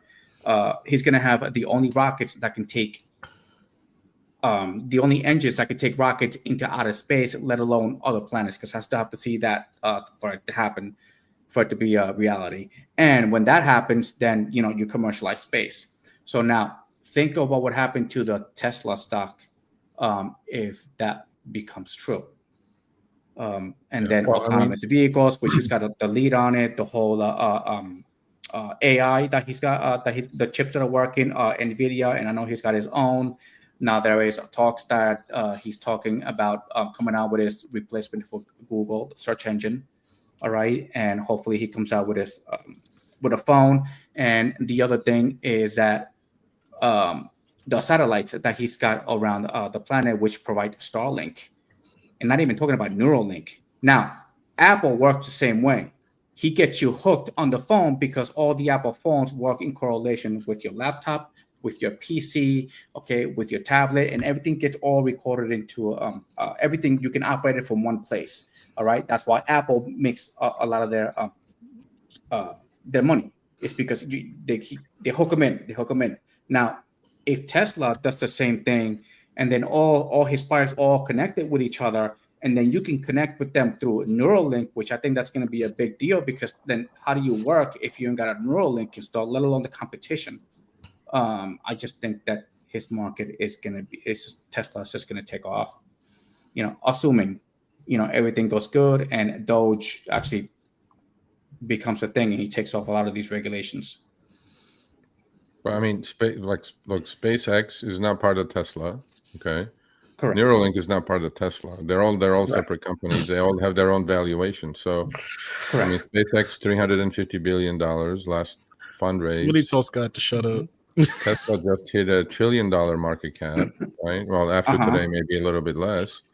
Look, Tesla has never been valued as a car company. If it was, it would be nowhere near what it is. So everybody says car company. How is this all going to be profitable? I don't know. We'll see. We'll have to. We're about to see. See. Well, let me ask you a question. Let me ask you a question. Here's the bottom line. Why do you think Elon or Tesla or SpaceX or the Boring Company or Neuralink, why do you think they're doing all this? Do you think they're doing all this to make a profit? Or do you think they're doing all this do you think they're doing all this to advance mankind?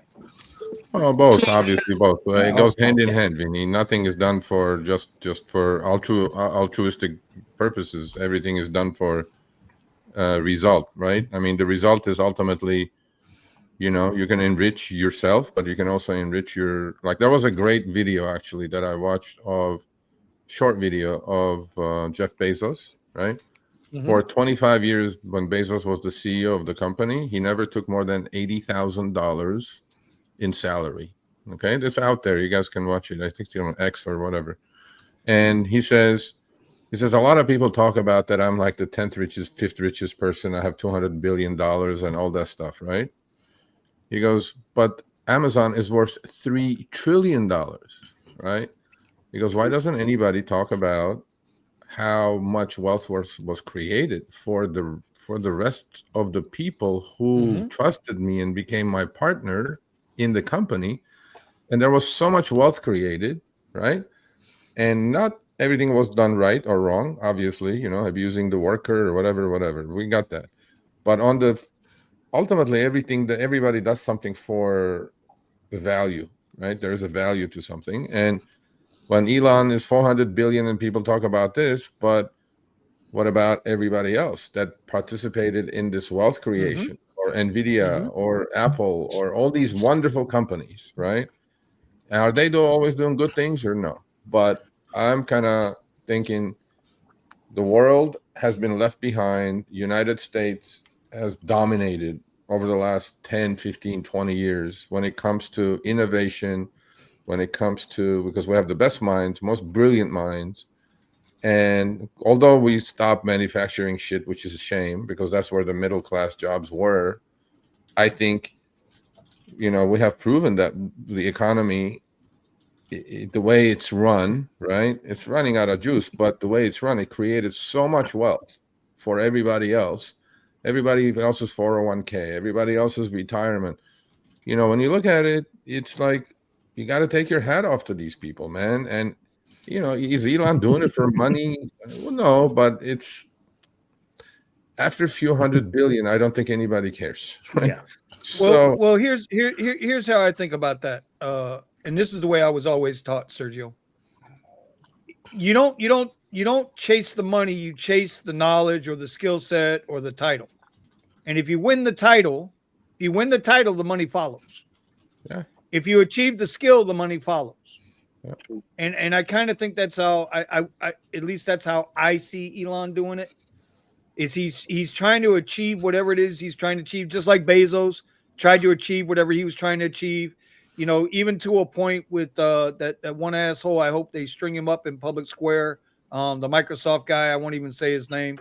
I want to see him swing in the public square. Oh, I think they absolutely should bring that back. Well, Tesla goes to 1,000. He may be broke. Supposedly he's short Tesla, so we'll see. He's been short in Tesla. Yeah, he's a dummy. He's a smart one, that guy. And his buddy too. His buddy over at Bookface. In our small little world. In our small little world of rideshare, okay. I don't think this autonomous shit's gonna affect it that much, honestly. And hopefully, if it does, none of you here in the chat and on this panel is still doing it. Okay, that's all I can hope for. So we don't hope we don't see the death of rideshare. That's all. I give it.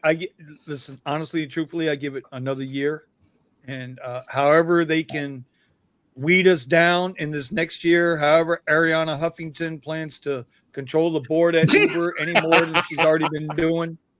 I think after this year, I don't think it'll be a viable thing.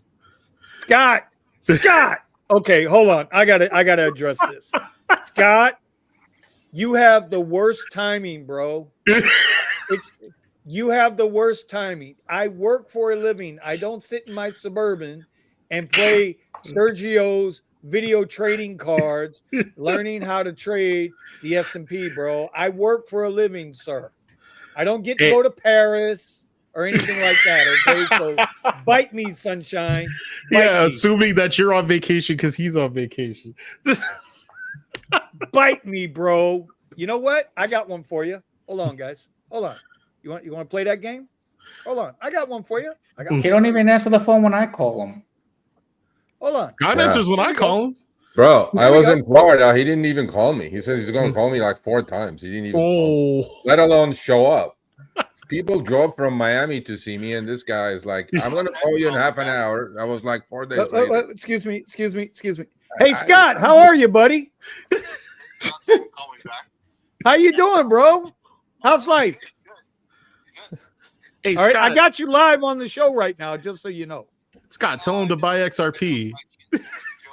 Oh, Lord. I had Did you just call me Joe Biden? Did you just call me Joe Biden? Yeah. You did? Okay. Have a nice night. Anyway. That was that. That was the end of that call. That was the case of death right there. I have no control over this shit, Scott. What are you talking about? If you talk to me, I have nothing to do with it. See, I bet. See, I have Sergio phone, but I never call Sergio.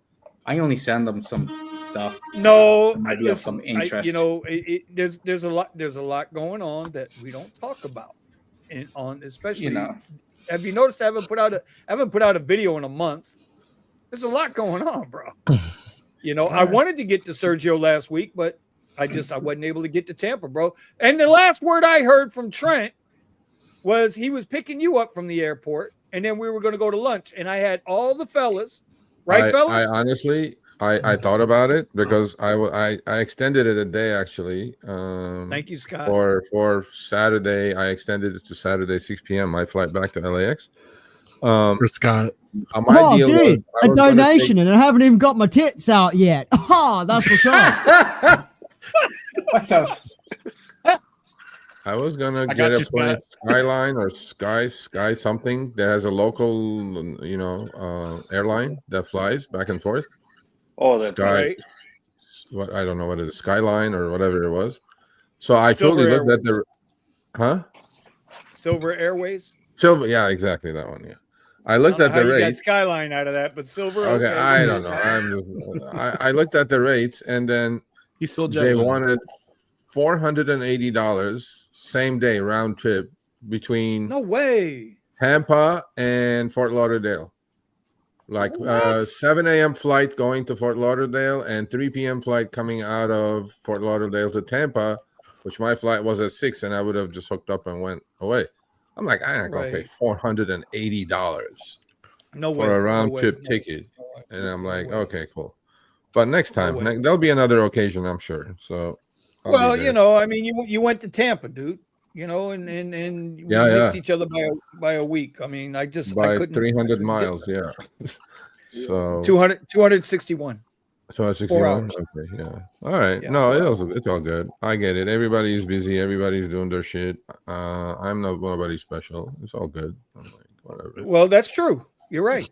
Yeah, I said it. I'm telling you. But I didn't take an Uber. I didn't take an Uber back and forth from LAX.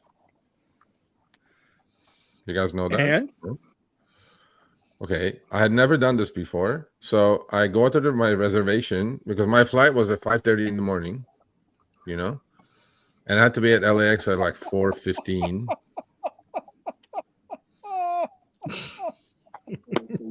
Nick Scott Robinson is just putting the money down, bro. Oh, dude, a donation, and I haven't even got my tits out yet. Ah, that's what's up. There you go, Scott. Just for you, buddy. Just for you, buddy. Scott, one more $9.99. I'm gonna take my pants off for you. So I don't know. Just don't donate 666. Oh, Okay? don't test Scott. Give everybody that. Scott. You know? I mean, I don't know. Let's see. Let's see what color underwear I'm wearing. I'll fucking do it. Oh, it's black. All right, You guys know I'm awake. I'm just watching the stream. Do not get stop donating. Stop donating. I don't want to see this. You know, but I mean, for another You're taking your job away, Eddie.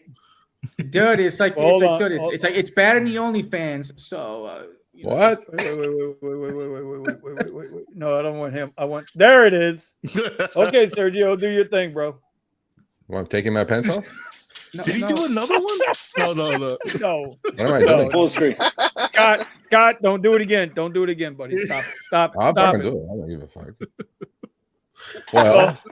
Well, Lynn. Oh, well, out of respect to Lynn, I don't think I will do it. But if Lynn says, You know what? Hold on. Wait a minute now. Hold on.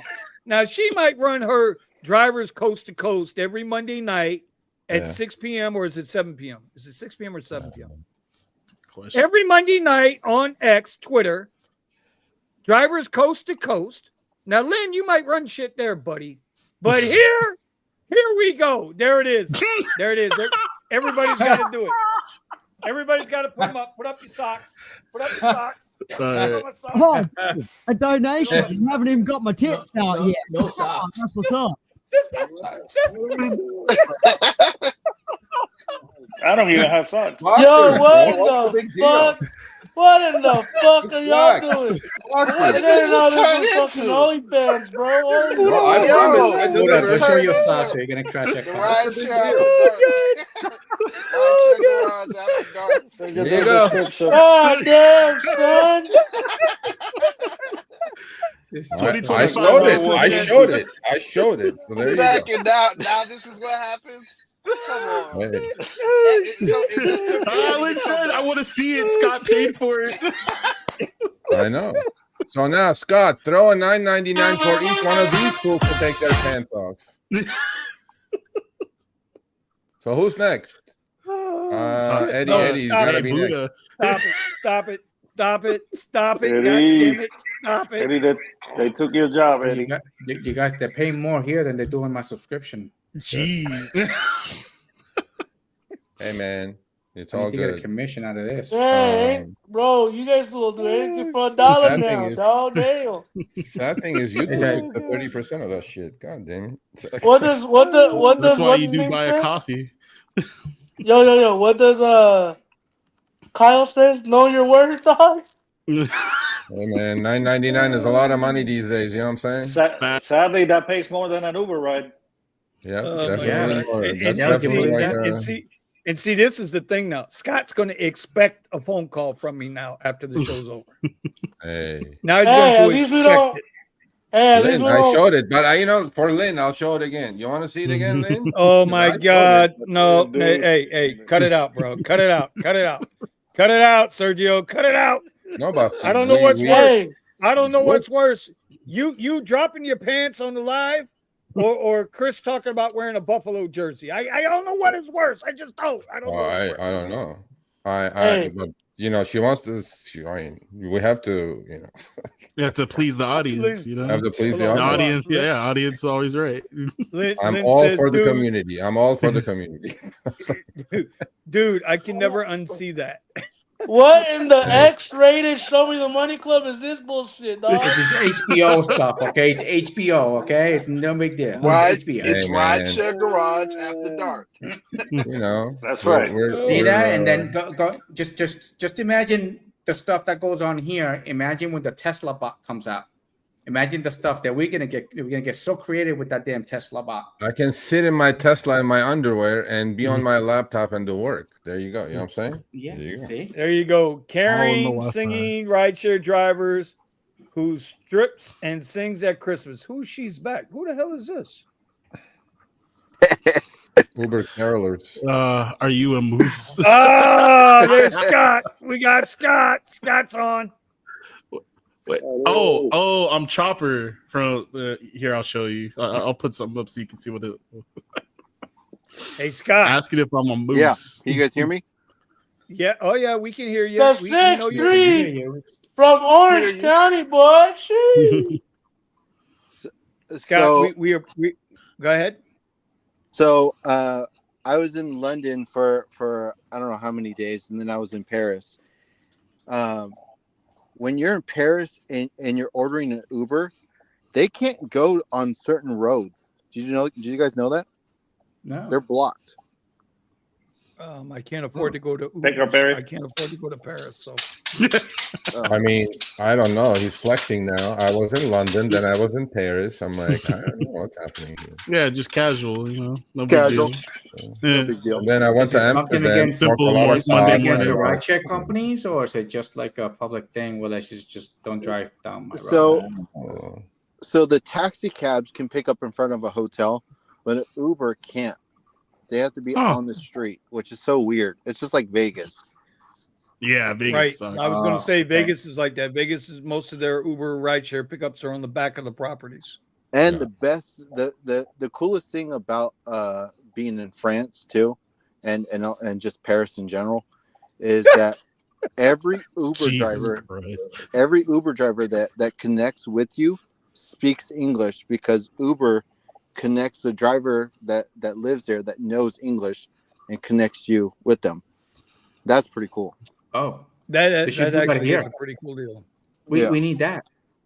Yeah, we need that for like Spanish, Chinese. No, they would call that racist in this country. Oh yeah.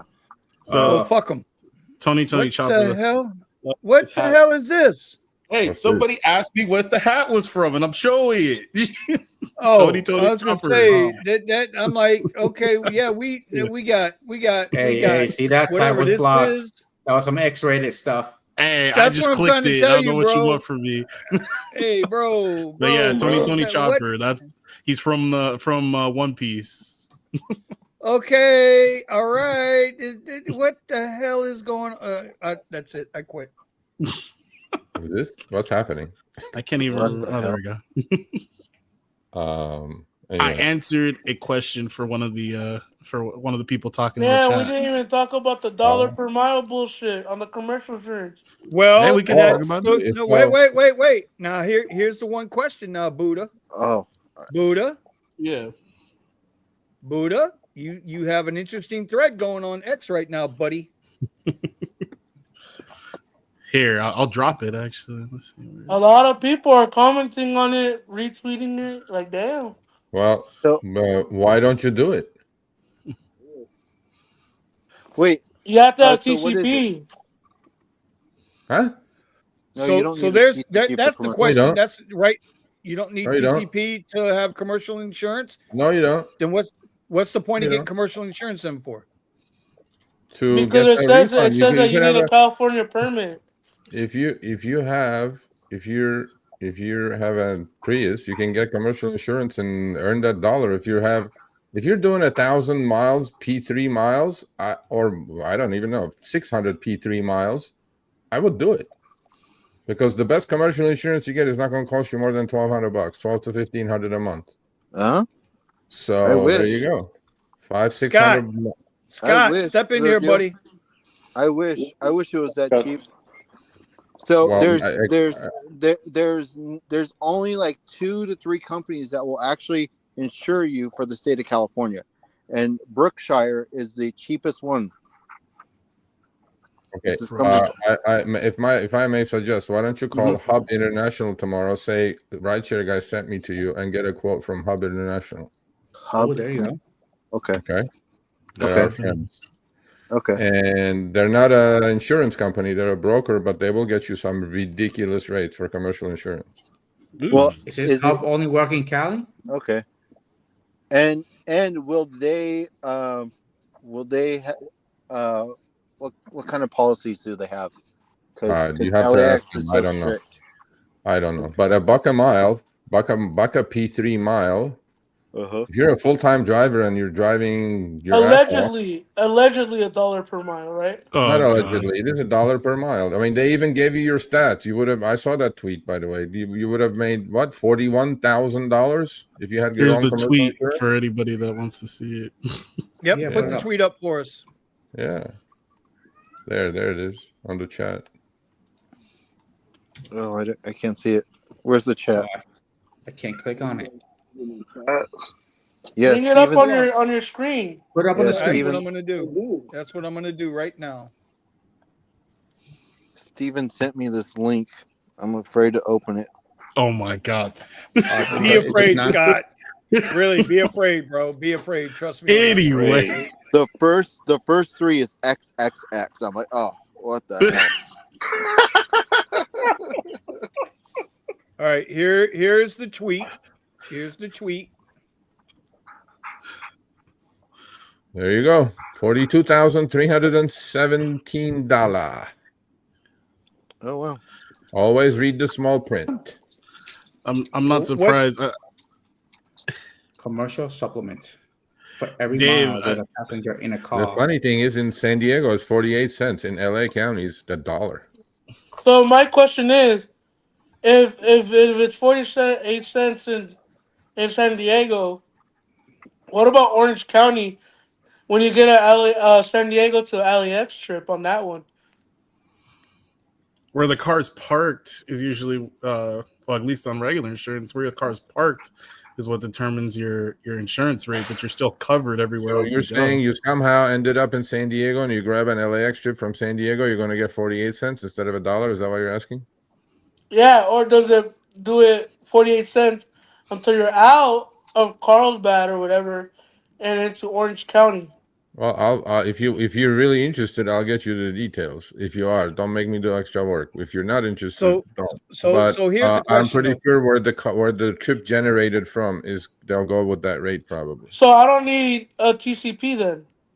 Did you read the small print? There's like a number 1 here. Did you read everything about this? It's pretty self-explanatory, sir.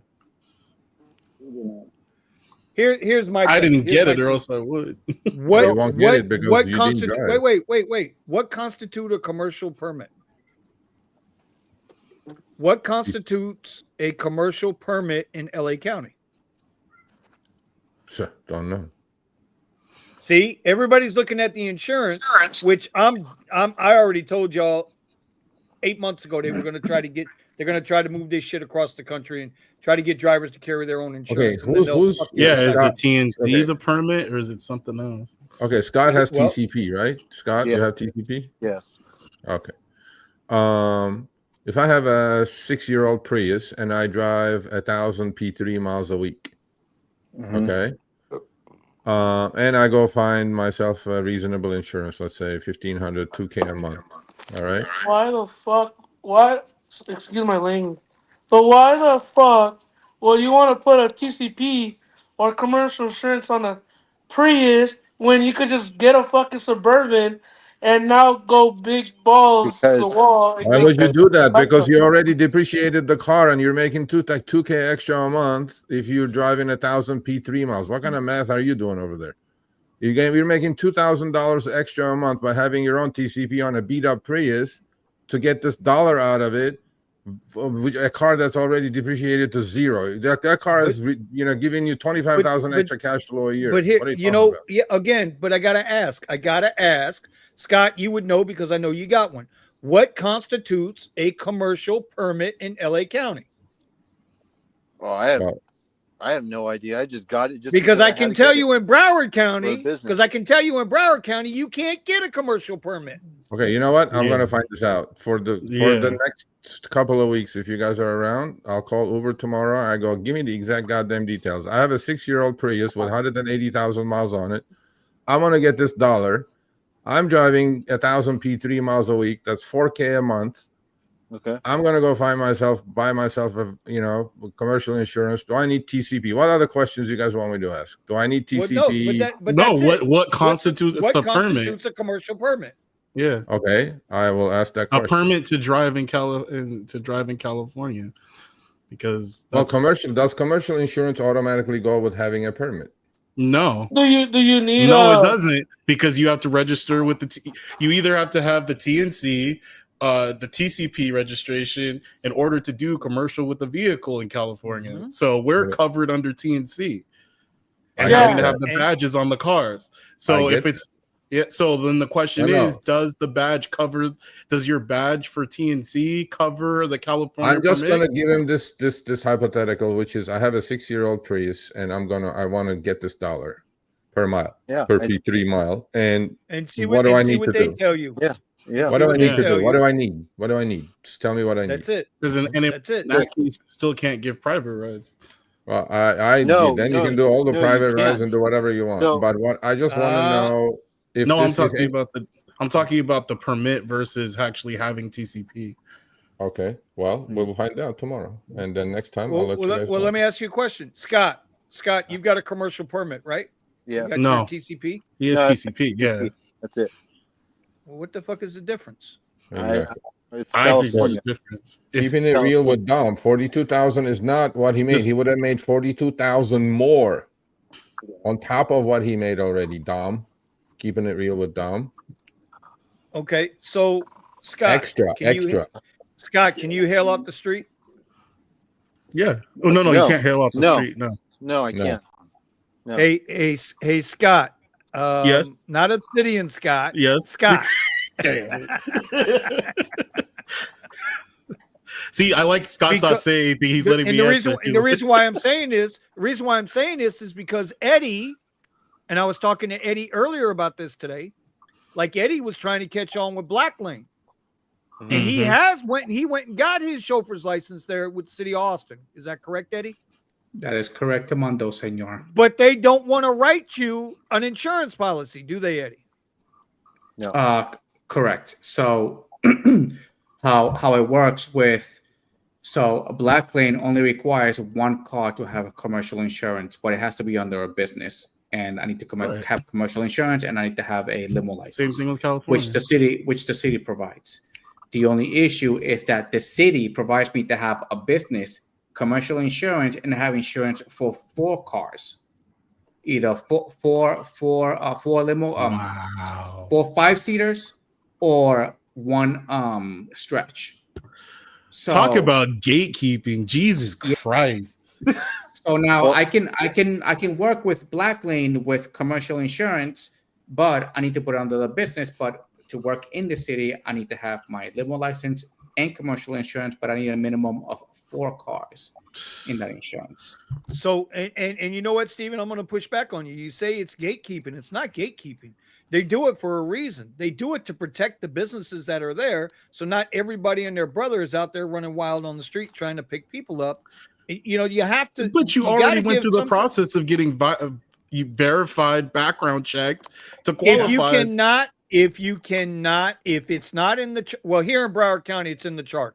Okay, it's part of the county law, right? Okay. X amount there's only X amount of permits allowed to be issued. That's okay based on the population. Yeah, in that case, if you have a certain amount of permits, okay, I agree with that. I understand.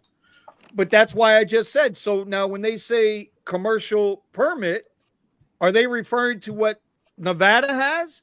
Because every Uber and Lyft driver has to go pay the $200 a year for that permit, whatever the hell they're calling it. I'm gonna find out. And I haven't heard of any kind of permit here. And does California have that same type of permit? I'm gonna find out. Never heard of it. You know, commercial because the only permit that I TCP. see, yeah, the only permit I see is a TCP. But then me and Silver Fox were talking about this because he has a payoff car, the Prius. But the thing is, why would he want to invest money like a $1,500 into the TCP just so he could get the $1 more plus the commercial on that car when he could just trade in that Prius or sell his Prius and get a black truck and do everything the process for a black truck or a black SUV or whatever the fuck. Because you can't get these paid, get paid more. Get paid more because One at a time, guys. It's like, yeah, he could do that, but just look, if he did the same kind of record that you did, you already see an additional $42,000. So could you do that? Do you want to go through the steps to get a more expensive vehicle and take on all that risk? Then I mean, yeah, it's an option. I mean, everybody has this glorified idea of black cars, and I'm going to do private trips and this and that. This one, Nick, Nick? Go ahead, speak on it, Sergio.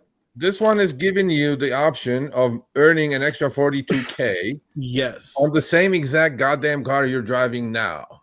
Yes. Done. That's it. Now, what you need for it, I will find out tomorrow.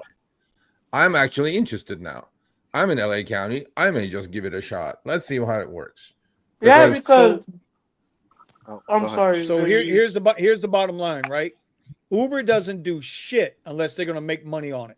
Yeah, absolutely. You got to think to yourself, right? This is a pilot program that they're going to try to run to see how many fish they can get to bite the hook, to get their own insurance. Because if you got your own insurance for the ride and Uber doesn't have to cover the majority of that insurance anymore, I'm sure they're going to have to cover something, but they don't have to cover the majority of that insurance anymore. They're going to make more money on the rides. Absolutely. And if they can get enough and pay out less money on insurance. Right. But if they can get enough people to bite that hook, then they're going to push it into other cities, right? Like there's rumors down here that Uber Black is coming back into South Florida. Okay. Well, I can tell you, if that's the case, you gotta have the permits. Yeah, I don't want to do. Look, man, I honestly, I think this is perfect. I will find out. The other thing I will also find out is this: the dollar applies to all P3 miles, right? And you still make the money that you were making on the trips. However, as we know, if you look at an Uber receipt from LA County, Uber is charging just about $1 to the rider in that commercial insurance line item, okay, on every trip. Short trips are like $3. I've seen as high as $50 on a trip, right? So my thing is, I was told this before even this showed up, is that now the rider fares can go down because we're not going to charge the rider that full bore, and the riders will take more trips because they don't have to pay that. Now the driver is paying the commercial insurance. I'm thinking this dollar thing, the only downside of this is, as everything else with the rates, time and distance rates and all that we experienced over the last 6-8 years, they will start you at $1. 3 months later, it'll go to 85 cents. Exactly. And now they got you hooked. Now you got your commercial insurance. Now you're up the ass getting it screwed. And then it sounds like you read the thread. That's the I problem. said that. That's what the thread said. That's what I said in the thread. That's exactly what the thread said. Even if you look at Chris from your show, Sergio, he mentioned some shit like that too on the repost of the thing. And if I'm not mistaken, Scott, is he still here?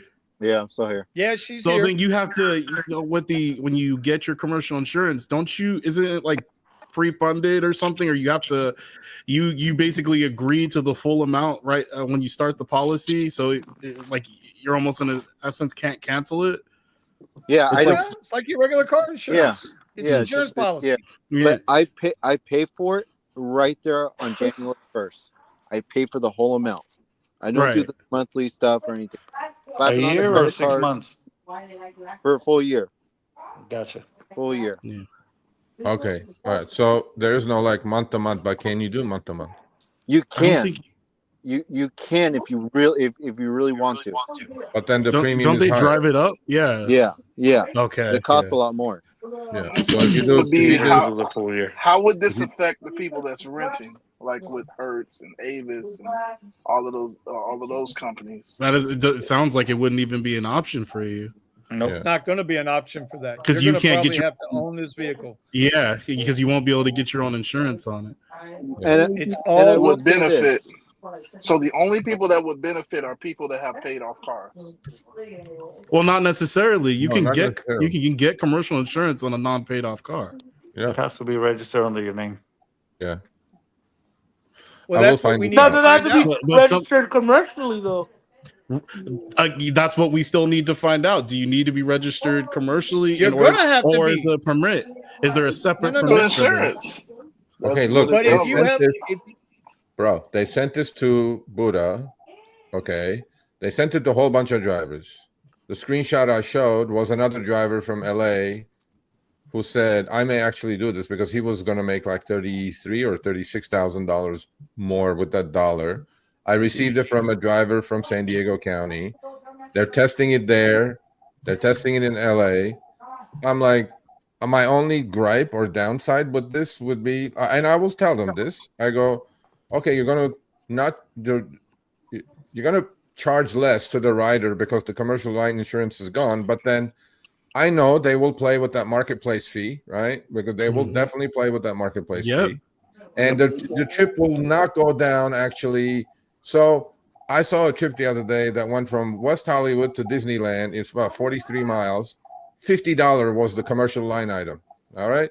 Okay. So $50. So that on that trip, 43, the driver would make an extra 43, right? According to if you got this commercial insurance dollar per P3 mile. Yeah.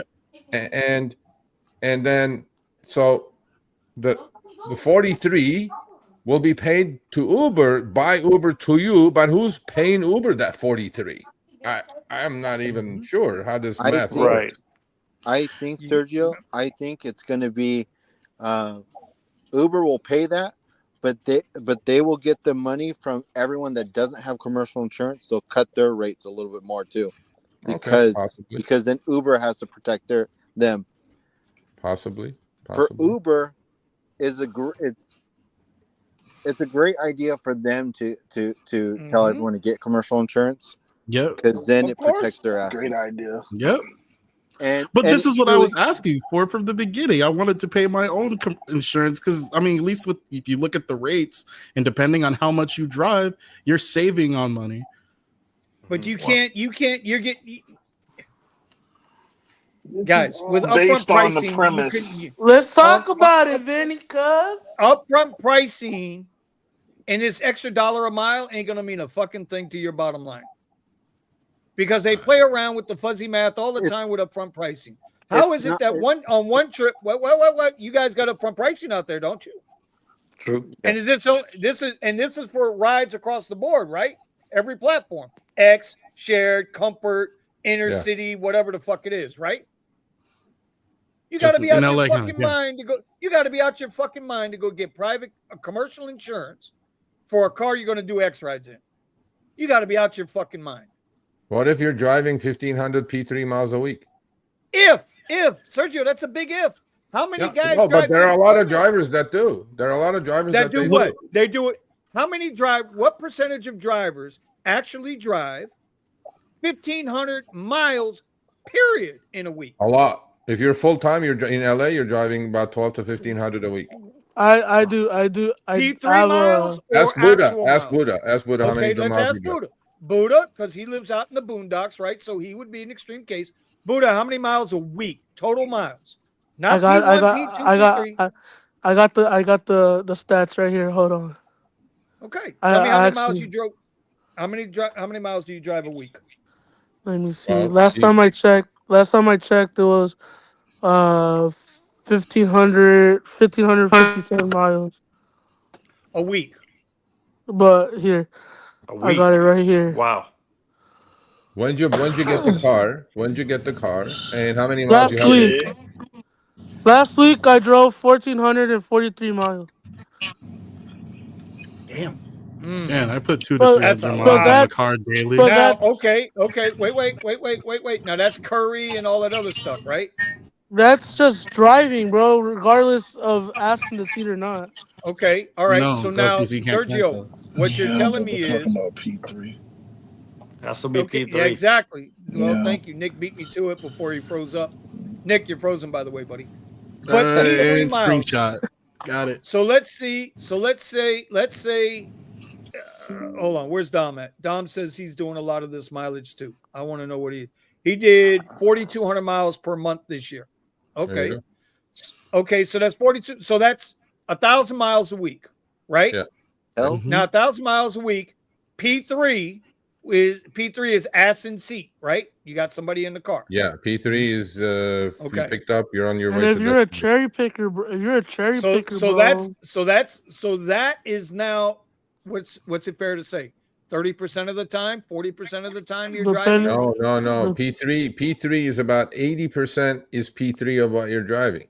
True. About 80% Really? of P3. Absolutely. Absolutely. Okay. So it's stop, drop, and wait. That's what you're saying. That's what most drivers Absolutely, do. because the other one, I don't because, think most drivers do that. well, look, We'll go with your estimate. We'll go with your estimate. Right? No. For If the sake you're of the if you're a conversation. super cherry picker, of course your P3, P1, P2 may be long, more or whatever. But if you look, man, I'm telling you this: if you're type that put it on auto accept and fucking drive, Uber is always going to give you something close by, although it may take you to the boondocks, shit that will, the nature hikes and things like that. So this is something to look into. Interesting. I think it's interesting. I really think. Yeah. I mean, and now you're saying, I think it's based on the premise. After three months, Uber cuts this to 85 cents from $1. That's one. You already paid for the commercial insurance. The other thing is what Vinny said. With upfront fares, what if they offer you a 7-mile trip for like $3 now, as opposed to 7-mile trip for $6? You know what I'm saying? They can do whatever the heck they want. It's coming. So we'll figure that out. We'll find out. Oh yeah. But I'd be curious. I think that's what you need to find out, Sergio. I think you need to find out what constitutes a commercial permit. Yeah, I will definitely find that out. No, I'm really just going to put like a case study. Look, man, I have seriously, I have a depreciated 6-7-year-old Prius, and I want to get my commercial insurance because I drive 1,000 P3 miles a week. I'm like, okay, cool. I think people are misunderstanding the difference between TCP and a commercial license. I don't think TCP, and as we know, in the black car level, the TCP is not open. There's no room. You have to work with somebody else's shit. You can't go get your TCP. But as an ex-driver, shared, whatever the heck it is, comfort, you can probably, I guess you can get a TCP license. I don't know. And I don't think TCP and commercial permit are the same thing. I don't think it is. Well, what was that? What was that thing that? Well, like I said, Vegas and Nevada, you got to have that special license. Maybe it's that. Maybe California has it. Nobody knows about it, or maybe California is getting ready to create. What was the actual language? It said California permit. Yeah, California permit and California commercial. What is it? What is California permit? That's there you go. Google that. Because TCP is transport charter permit. That's what TCP stands for. That's for chartering. That's for livery and shit. You need that, like to do your own black trips, have a website and put it up, do private trips and whatever. Like what's his name has Rideshare Professor has, right? Scott. Yeah, Scott has it. Yeah, they can do anything. I mean, again, you still have no control. William wants to know, is this program permanent or a pilot? Because they could pull this, and a lot of people hold these insurance that are cost them a lot of money. Yeah, just like a lot of people bought black cars. Yeah, absolutely. They can do whatever they want. You have no control. I mean, look, they're not going to tell you, "Oh, we guarantee you 6 months anyway." Right. Hey, try it out. I think the cheaper option will be the best. 100%. Always correct. That's what we said. Uber's going to take care of Uber first, boy. You can believe that one. That's the biggest thing that I wanted to say. When have they ever benefited? Okay, so like at least in the last couple of years, when have we gotten a pay raise? What have they ever done for us that's given us a pay raise? We never have. Never get a pay raise. So I mean, if it benefits me and it benefits them, that's fine. I don't care that it benefits them. But what have they done that has actually benefited you and them? I'm not worried about trying to figure that out. I see how this could benefit me because of the mileage. Okay. Again, I'm not here to analyze them. The only thing that I use right now that benefits me is that I get money for driving the app and being as we agreed, looking at this as a chauffeur and contracts because we are private. We're commercial drivers. We're private drivers. So it's gonna be interesting to see how that plays out. Good thread, Buddha. Is Buddha still here? Buddha took off. Buddha bailed on us, bro. Like you said, What the hell? like what is it? Bootalations 1022. That's it. That's right. Get your money and bounce. Get my money Get and your money bounce. And if I make more money by having commercial, then I'll make more money by having commercial. Well, Okay, let's say, I'm for gonna go eat. example, you pay $1,000 a month, but you make 42 in a year. That's still you making 36. No. You're making exactly. No, the point is you're you're making not money. gonna There. actually No, make that. You're spending a lot more than They $1,000. analyzed his based off of the P3 All right, Dom. miles. You're taking on a lot more risk. That's the other thing. I'm willing to take on that risk. I'm willing to take. You're on that willing risk. to take on that risk. Yes, To do that's Are you different gonna- than willing to you take will have a on better thousands and coverage thousands of anyway dollars for than what a more Uber gives expensive you. car. So Okay. the perception is that you're taking on more risk because now obviously we all have to have our own insurance, our own personal insurance. We all have to, again. No, just commercial insurance. Okay, what I'm saying is we all have our own personal insurance. To get on the Uber platform, you had to have personal insurance. We all know how that goes. Then if it's not full coverage, they don't cover accidents and stuff like that. So now you're saying you want to add on a whole nother component of having commercial insurance as well. That's a lot of risk. And then expecting Well, to I'd be profit from it. reducing. I'd be reducing my primary insurance drastically because I wouldn't have the endorsement for rideshare endorsement. and then I'd be going to do this insurance so that I can make more money per mile. Well, see, that Nick, you just made me think about that. In that respects, it's just on the back end, man. We're going to get bent over. We know we're going to get bent over. It's not even a matter of if, it's always going to be a matter of when you get bent over. But right, if you have an accident now, God forbid, you're asked out on your own anyway, pretty much, right? You got to pay that $2,500 deductible to start. You're already $2,500 in the hole before you even start with a fender bender. True. But at least it's on Uber's side and it's not affecting your personal. No. Bullshit. It hits you. No, Nick. If you're going through Progressive, yes, it does. What do you mean if you're going in the state of Florida, if you file the claim with Uber, it doesn't affect your personal rates.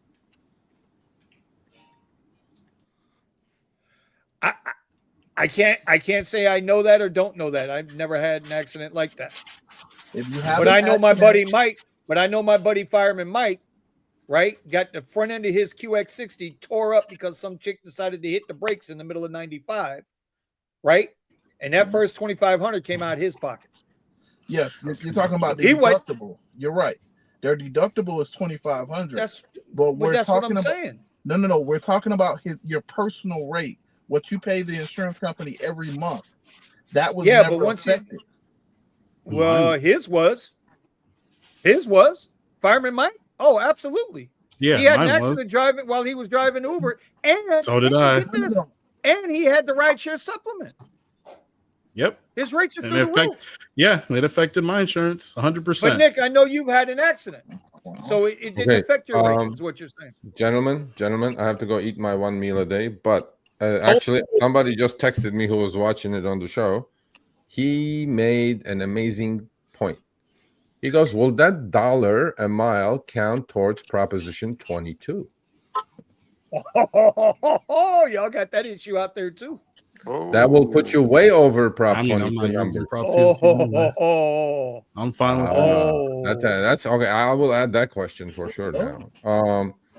And no, is this something to look into without trusting Uber? And if you do get the commercial insurance, maybe you will get it with less deductible instead of the $2,500 either. You may save some there as well. Exactly. Oh no, you will, because they limit that deductible. They don't let you go wild with that deductible on commercial you have insurance. the best of coverage, commercial insurance, and then get rid of your personal policy, and then you bite the bullet for a year. And I don't know. I will definitely. I'm really interested in this now, especially for guys like Buddha who are not taking it seriously. But even if it's costing you $1,500, $2,000 a month to buy your own commercial insurance, and you can take that $2,000, have better insurance than what Uber is offering you, and then make an extra $20K on your car that you wouldn't have made unless they play completely with the upfront fares, which I don't think that will do that much anyway. It would be nice if they give you the option to opt out. Yeah. No, I think it's a valid thing that full-time drivers who drive miles like Buddha and a few other people should look into. I mean, I'm all for more money. I'm like, if this is the way I'm going to get more money, then shit, yeah, let me do it. I'm like, old guard. It is more overhead, but it's a potential for more overhead for more pay. Absolutely, yeah. Why is it more overhead? Well, because you're increasing your insurance costs now. Yes. So the mine is actually not going to increase that much. Mine will not increase that much. Even what he's paying for. Whoa. Yeah, if you have to pay commercial insurance, that's an additional cost to you every month. How are you not increasing? I'm saying overhead? I didn't say I'm not increasing. I said it's not. You're not replacing your regular car insurance. You're not replacing your car insurance. You're still going to have to carry your regular car insurance. You're right. But I'd be able to actually remove the endorsement, which is doubling my policy. Oh, well, I didn't. Okay, I don't know. I'm looking at it from my numbers now. Well, that's why I'm asking there. Yeah. If you, God damn it, Scott. It's just like gas and electricity. When you're analyzing how much you're actually profiting off of your miles, write it down, look at it, and see if you can make the numbers work. If the numbers don't work, they don't work. But I believe in math. I'm not stupid. And then the other part to that. This is an interesting topic, actually. I thought because making more than per opportunity was a good thing. It is a good thing. But what I'm trying to say is that if they're going to screw with your rate completely and lower it to the point that like 6 mile trip is going to offer you for $4 because they're paying give you a glass ceiling. And then you're going to be under Prop 22. But with that $1, they're going to push you above Prop 22. And then you gotta do the math on that as well. Yes. Because the thing is going to be, you're going to get that license, you're going to upload the shit. Okay, you're going to pay you $1 a mile, P3, and then you start getting these offers that are absolute trash. Well, now you're on the hook. You got to do it. You got to accept some of this trash. You know what I'm saying? So just to make up the miles. There's a lot to think about, but I think it's a good topic. Because I usually focus on long distance rides anyway. So. Well, there you go. If you're P3, And yes, commercial insurance is fully deductible. Okay. Well, I will call Uber tomorrow and find out. I go, good. Hypothetical. This is what I have. Because it's only really beneficial for somebody that either has if it is the same TCP, that it's only really beneficial to somebody that either has their car paid off or already have their vehicle under commercial. Exactly. So now, before you take off, Sergio, let's look 5 years down the line. Say this is the way they go. How many drivers are going to actually be able to afford the commercial insurance? This will only apply to a very small percentage of the 20% full time. Yeah, it's at the end of the day, you know what? I think that's the bottom line. Yeah. A very small percentage of the 20% that are full time. And I think I don't know, 2% maybe overall. It's not a big thing. Because how many drivers are riding out there on SR22s right now? And then, and Uber don't give a shit. It just says we have insurance. That's it. Boom, bump, gone. So, all right. Sounds good. Yeah. Everybody, good luck, good health. Merry Christmas. Happy New Year. If I don't see you guys. All right, brother. Yeah, because just for the record, we will not be back for the next 2 weeks because we fall on the holiday. Yeah. Same here. So we're not you guys too, right? You guys are taking Tuesdays off the next 2 weeks as well. Yeah, next 2 weeks we're taking Tuesdays off because it falls on some sort of something. I guess I don't know. Yeah, it's called New Year's Eve and New Year's in Christmas. Oh, okay, yeah, and Christmas Eve, yeah. So we're gonna un-American. This un-American mofo don't know. You mean uncommercialist? Is that what you mean? I'll be streaming. Christmas is the biggest scam that there is. Yes, thank you, Sergio. I mean, I'm gonna have to spend like more money for what? I don't know. William, if you drive that same car for personal use as well as commercial use, you have to have personal insurance in the state of Florida. I'm just telling you, I know these things, been there, done that. You have to have full coverage to be. I'm That's going to right. find that out. All right. So much love, Eddie. Be careful. All right, buddy. Keep it up. Be good. You keep up the good work. Keep fucking doing what you're doing. Oh yeah. I'm on it. Lynn, that's not how it works in California. Unfortunately, we don't have blow very us few. down. Yeah, we have very few companies that'll actually cover us for rideshare, and the ones that do, they gouge you like crazy. So yeah, that's not how it works in California. William, and see, that's the problem right there, William. That's the issue. Is that people with what they're talking about doing out there in LA or San Diego or wherever the hell it is, those people aren't going to have separate commercial cars from personal cars. It's going to wind up being the same car. Yeah. Yep. So. Yep. All right, y'all. All right. Take care now. Merry Christmas. See ya, all right, Sergio. See you later, buddy. Don't be afraid to say Merry Christmas. Don't be Turn down for what? Don't be shy to say Merry Christmas. It's goddamn Merry Christmas. There you go. We're not going. Oh, $11 ride. All right, we got to put him out of there. Steven, you're off the show. We're not leaving. You're leaving. Sergio's leaving. Okay, I'm leaving. God bless. See you all next year. See you, Serge. All right, brother. Yeah, well, of course we're going to say Merry Christmas. Well, we say it all. Merry Christmas, Happy Holidays, all that good shit, right? No, it's Eddie, bro. I'm so glad you joined the show tonight, dude. Yeah, you believe it? Some stuff going on out there that you guys don't know about. Like what? Like what? Talk to me. Tell me. So Sergio might be coming into the OnlyFans. Melvin's giving me a free Tesla. Okay. And are you testing everyone? Yeah, no. The majority of the people are already, they're already in. So, okay. So everybody's playing their share, but Vinny makes more than I do because he keeps getting $9.99 just to show his socks. So, yeah, that's what he asked for. He said, "What color are your socks?" He put up $9.99. So you know what I did? I showed you the color of my socks. What the hell? With the AC. What the hell, bro? But yeah, I'm just keeping an eye out there. That's AOC. That's AOC for you perverted Democrats. Yeah, it sucks, Lynn. It sucks.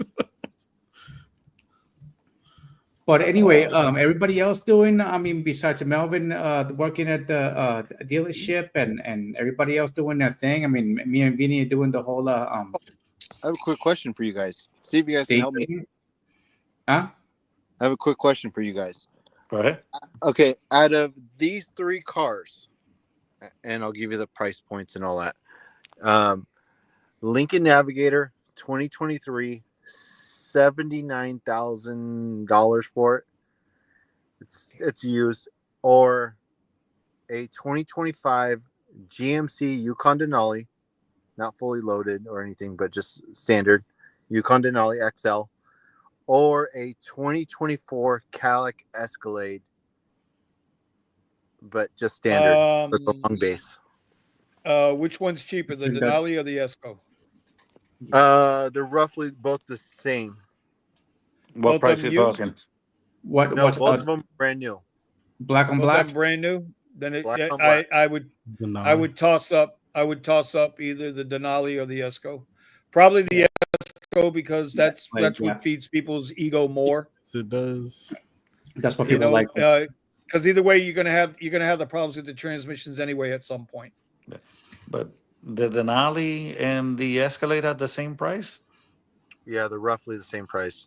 They're both about $90,000. Correct. Yep. But the Escalade gets requested more. Oh, wait a minute. Whoa. You said the year. Wait. 2025. Wait. The Escalade, is it the ESV or is it the Shorty? It's not the Shorty. So it's the ESV. It's the long one. Okay, all right. Yeah. As long as it's the long one. Yeah. If it's the long one, you might as well get the Cadillac to satisfy the ego. Yeah. You're going to have transmission problems either way with both of those vehicles. So, I would suggest get the GM extended warranty on it. Okay. And by the way, the whole time we've been here, guys, I've got this back massager on my back. Man, my back is just killing me. Told you to go to chiropractor. Yeah, I gotta go. And my lovely. I don't know, man. So someone said, William, get a Rivian R1S. Has anybody ever used a Rivian for a rideshare? Too small. It's too small. Because I know they have The R1S doesn't. the extra It doesn't seats, have the enough. extra seats. Yeah, it's a 6-seater, but it doesn't have the cargo space. Yeah, no, So, and it's tiny, and it's a bench too. And And the It's a lyric little is bit only bigger. a 5 Eddie, passenger. Eddie, it's a little bit bigger than your truck, bro. It's not that much bigger than the Caddy. so I've seen them, but I've never seen anybody rideshare with it. And I'd love to see someone. Yeah, rideshare they have like 2 or 3 with a over here Cybertruck. with TCP. But it's again, it's just a 5-seater. I haven't What did seen. That's 3 in the front, 3 in the back, right? Yeah, 3. Yep. Which is So technically Scott, 2 in the front, 3 in the middle, and 2 in the back. how's business? the bro? Rivian. Yeah, the Business Rivian is good. So 232. 232. How's So NVIDIA. For the past couple weeks, for the past couple weeks, I've been sitting and talking to one of my buddies that works for Parking of America, which is huge, and they're going to start working on a 2025 deal with Disney and everything. And they don't watch this show, so I can say everything. And Did you hear him take a shot at us, Vinny? You gotta tell him off. No, I'm sorry. I was trying to get my lower back. What did Scott say? They don't watch our show. Let them finish, but they don't watch our show. So, really? Okay, that's how you take care of that. Yep, done.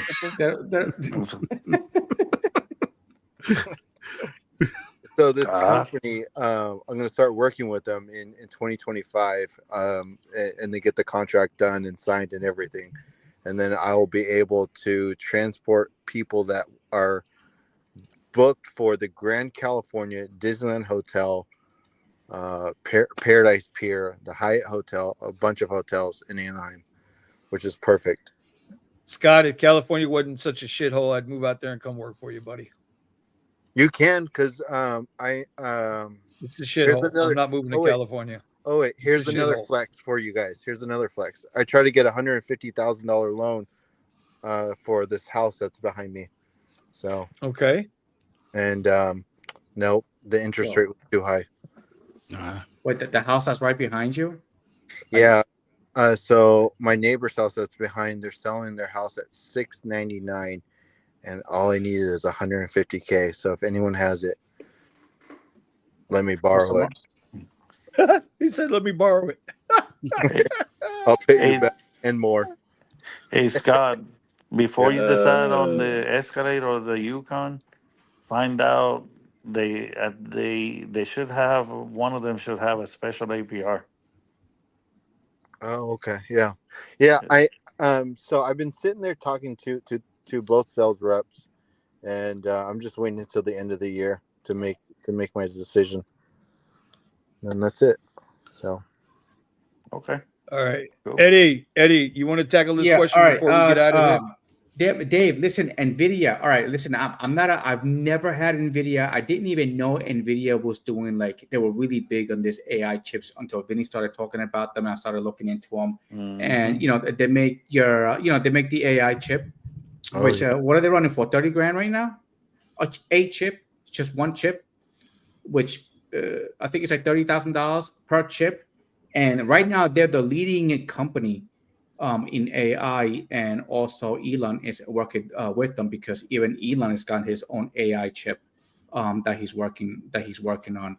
So, but if you have shares of NVIDIA, dude, buy. I don't know, man. I will buy. Like right now, I bought as much Tesla stock that I could before this stuff took off. Because again, the reason why I'm buying, I keep buying Tesla stock whenever I can, it's because of what's going on with SpaceX. Now, this is assuming everything goes good.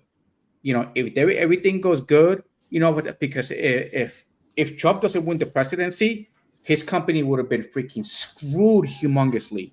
They would have They would have taken. He even said it. They would have taken him down. But now he's doing the whole Doge thing, so Department of Government Efficiency, and XRP. so once he takes those limitations off, which is going to affect everybody, I think Nvidia might just take off. Same thing with SpaceX and all his other companies that he's got. So I have a sour taste in my mouth for Nvidia since they they did EV. And that was that. Wow. So yeah, and they're like, I ain't working with you. Let me find somebody else. Come on over here, Steven. Welcome back, Steven. Steven and Scott in the mornings. Let's do it. I'm down. But the only thing you have to get Vinny in there. No. We'll have like a poster of him in the background. Right in the background. Yep. Listen? Going back to the AIs, did you guys see what ChatGPT was? It ChatGPT or AI something? They built a chip of artificial intelligence, right? And it started thinking of how to save itself because it found out that they were trying to shut it down. I read that article. The AI chip was actually lying, so it would save itself from getting shut down. Nice. I love it. I think it was was it ChatGPT or something like that. So it's no, we just need if they mess up on this AI and they let the wrong freaking AI loose and this thing starts causing havoc, then there goes your freaking Skynet, stuff. baby. Yeah. Skynet turning back. By the way, Nick, especially when you quantum computers, it's going to be insane. Where did Nick go? Nick dipped. He sure did, man. You got $9 and $10 up in anybody in the South Florida market. You got $10 in Parkland. $17. What? No way. Where? I just saw $17. There it is. I knew I saw it. Nope, can't see it. Can't see it. Okay. This is Rideshare Garage Live. Well, trust me when I tell you, there's $17, $16 now. Nope, I don't. That is if you are anywhere near. What's that? Oh, by the racetrack. If you're by the racetrack on State Road 84. Sure. Not to be confused with Paris or London or some fancy pants place. Oh, yeah. People need to get picked up after they go play with the horses. London is by far that place is awesome. I would move there. You'd move where? To London. All right. Why would you want to do that, bro? You might get stabbed in the subway. What the hell's wrong with you? No, you are going to get stabbed in the subway. And they're going to stab you first, bro. You're like 6'3". And then you're going to go to jail for it because you bothered him. Yeah, because you got in the way of their knife. His knife, yeah. Yeah.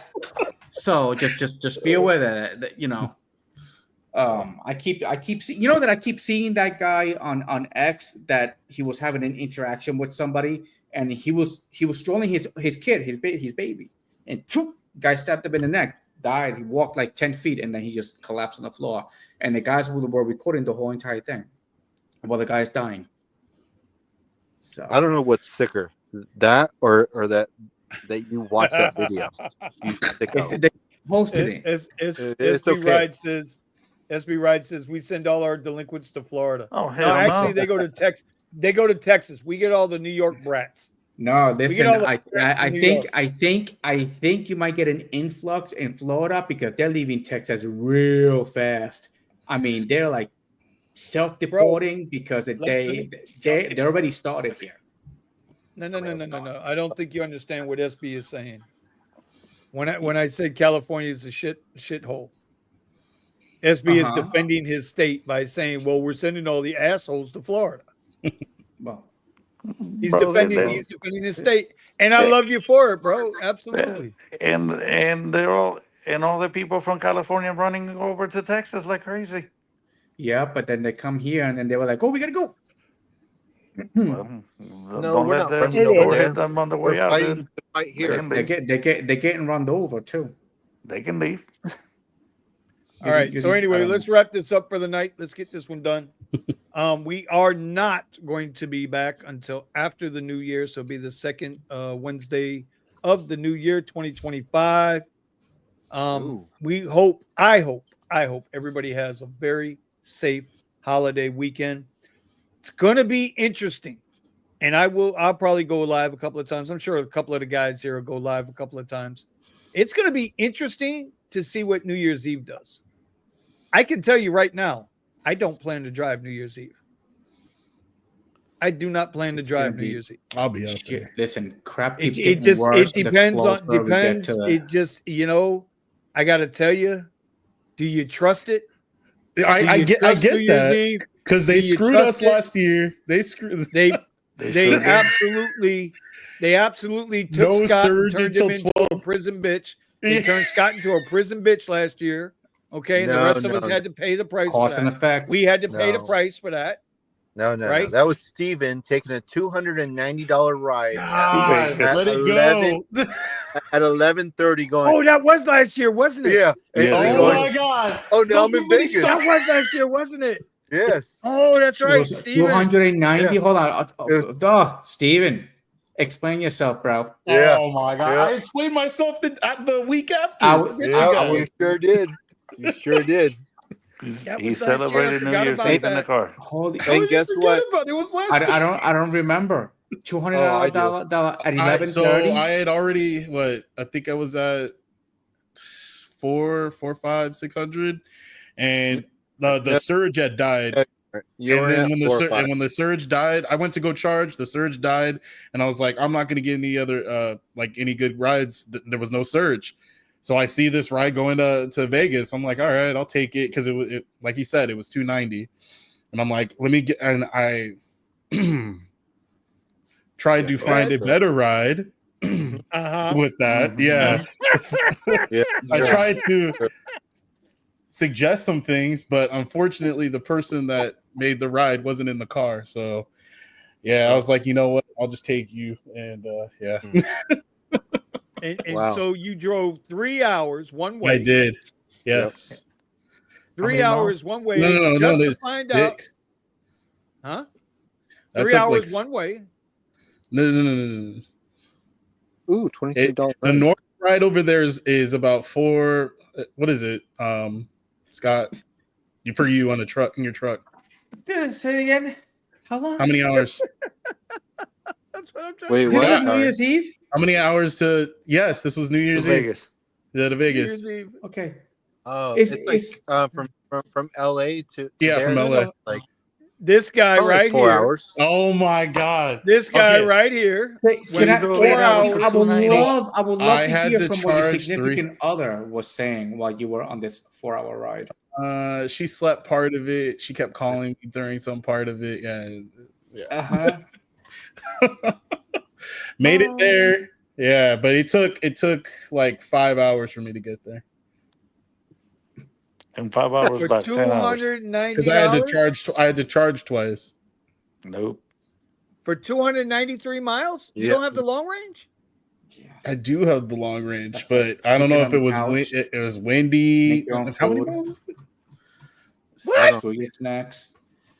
Bro, I get to here to Tampa, and I only got to stop once, and that's 270 miles. Well, mine only has 240 miles now, so Plus the Del Taco that's sitting in his passenger seat. I didn't eat anything. Oh my God. Yeah. And Vinny, the only reason I know that is because I rewatched last year's show. Oh my God. And I was like, what the hell? I remember this. Jesus. I love it, bro. Scott, you're the best, bro. You are the best. Now, if you could just quit calling me while I'm on a fucking ride or in the middle of something, we could actually have a conversation. Hey, just answer the phone like I do. Whenever people are in the car, I just answer it. He just turns to the guy. I can't do that, bro. And he just answers his phone. I don't do that. The only time I answer that phone is when it's the other half. When the better half calls, I do it. Mm-hmm. Oh my God, Eddie's got this thing, bro, with strange calls. Abu Dhabi. I got these. Abu Abu Dhabi? I call him Abu Dhabi because I don't know what I can't understand them when they're on the phone, but they're like Hindu, Indian, but they speak with the accent, right? So they're trying to sell me the new 2025 medical insurance for the government, whatever, and they'll give me $200, whatever, and all that stuff. Yeah, I think you're right, Dave. So that's what they talk about, but I could never understand them what they were saying the whole entire time. So I was like, dude, like Abu Dhabi, like I don't know what the hell you're saying. Like I cannot understand you. So they keep calling. So in the mornings, I'm doing my thing. I'm just chilling, hanging out, whatever, and I'm bored because I'm just watching the markets and trying to trade. And then they call me, but I answer. I always answer because I want to talk to them. They won't take no for an answer, and they're gonna keep calling. So I keep calling Abu Dhabi because I was looking for Indian names, but I couldn't think of any. So I was like, Abu Dhabi, how can I help you, Abu Dhabi? Yeah, my name is James. It's like, yeah, sure, Abu Dhabi. How can I help you? And I'll just keep talking to him on the phone. It's hysterical to listen to. And then when they hang up, he's like, "Oh, I guess Abu Dhabi didn't want to talk today." Eddie, you told Abu Dhabi if he wants to dance with Camel. No, listen, I have tried everything. Oh shit! Okay, all right. Now we're getting out of pocket. Eddie, now we're getting out of pocket. Oh my God! Here we go. Eddie, the only there way goes my to YouTube stop channel. the only way to stop it is just to buy their shit. Okay, just buy it. No, because they're scammers. Yeah, just give them the money. It's one of the Indian. It's the Indian freaking offices in whatever. Okay, where that's what they do. They scam from the scam call centers. That's okay. Just give them whatever they want. Give them your bank account, and they won't. No, I tried, but they 1, 2, 3, 4, 5, 6, 7, 8, 9 was not working. So Jesus. Well, try 1, then 2, 2, 2, then 3. Okay. Did you warn them that you were dyslexic? Yeah.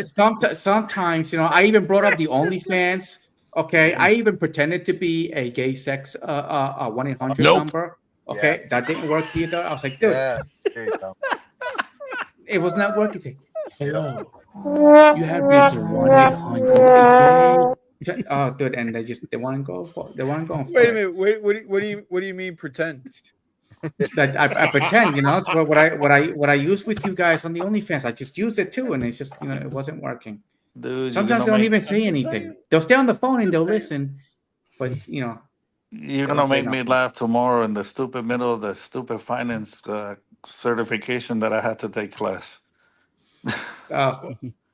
Yeah. I would like to anyway. say All right, 30-35. Let's wrap this up. Everybody give their get end of the year salutation there, Steven. Let's go, buddy. End of the year salutation. So no what's it called? Recommendation, just salutation? Whatever, dude. It's your minute. You're the superstar. Let's go. People, make sure that you're chasing after goals that will take you away from Rideshare. I look to the future to see you all wealthy. Make sure that you're investing in XRP and XTC, not financial advice. Do your own research. All right, Eddie, there you go, buddy. So listen, continue on your side hustle. Shit, that little $4,000 that I made playing the stock market by just being patient and not touching it saved my butt. It kind of sucked, but it saved my butt. So keep working on the side hustle so you can say goodbye to Uber and Lyft and give them the finger at the end of the day. So at least that's the idea. Amen. All right, Melvin, what you got? Because Scott bailed on us. He sure did, but well, just pretty much, guys. We already know this is just Rideshare is a temporary solution. Only use it as a side hustle. This ain't full-time income anymore. Keep your other pivots, and always work. Have plan A, B, C, D, E, and F all the way down. Amen. Always have a plan. Bullseye. And with that, y'all have a safe Merry Christmas. Make sure you love the ones that love you. And we will see you throughout the next 2 weeks sporadically on the channel. Don't forget, next year, bro. Next year, coming into the year, it might not say Rideshare Garage. It might not say Rideshare Garage. Yeah, it might not say Rideshare Garage. It might say Garage this or something, but more than 99% is not going to be Rideshare Garage because we're not a rideshare service anyway. We're a car service. Nope. We need That's to remember right. that shit. All right, Lynn, stop it, Lynn. Is the OnlyFans thing's a joke? I've been wondering for months. Oh my god! I mean, if you know, Lynn, if you know, you know. Stop it, Lynn. Stop it. Lynn, I'm a Lynn. platinum member. Listen, Lynn. Look, If it keeps becoming a thing, okay, that it might become a reality. But and I bet you these guys are for real. They're probably gonna end up joining. Watch. I would. Oh my God, Lynn, stop it, Lynn, stop it. But I hear he accepts Doji. That's it for the Rideshare Garage, and we will see y'all after the new year. Hit it, Steven. Hit it, bro. Give me the music. Give me the music. Give me the music. Turn down for what? Turn down.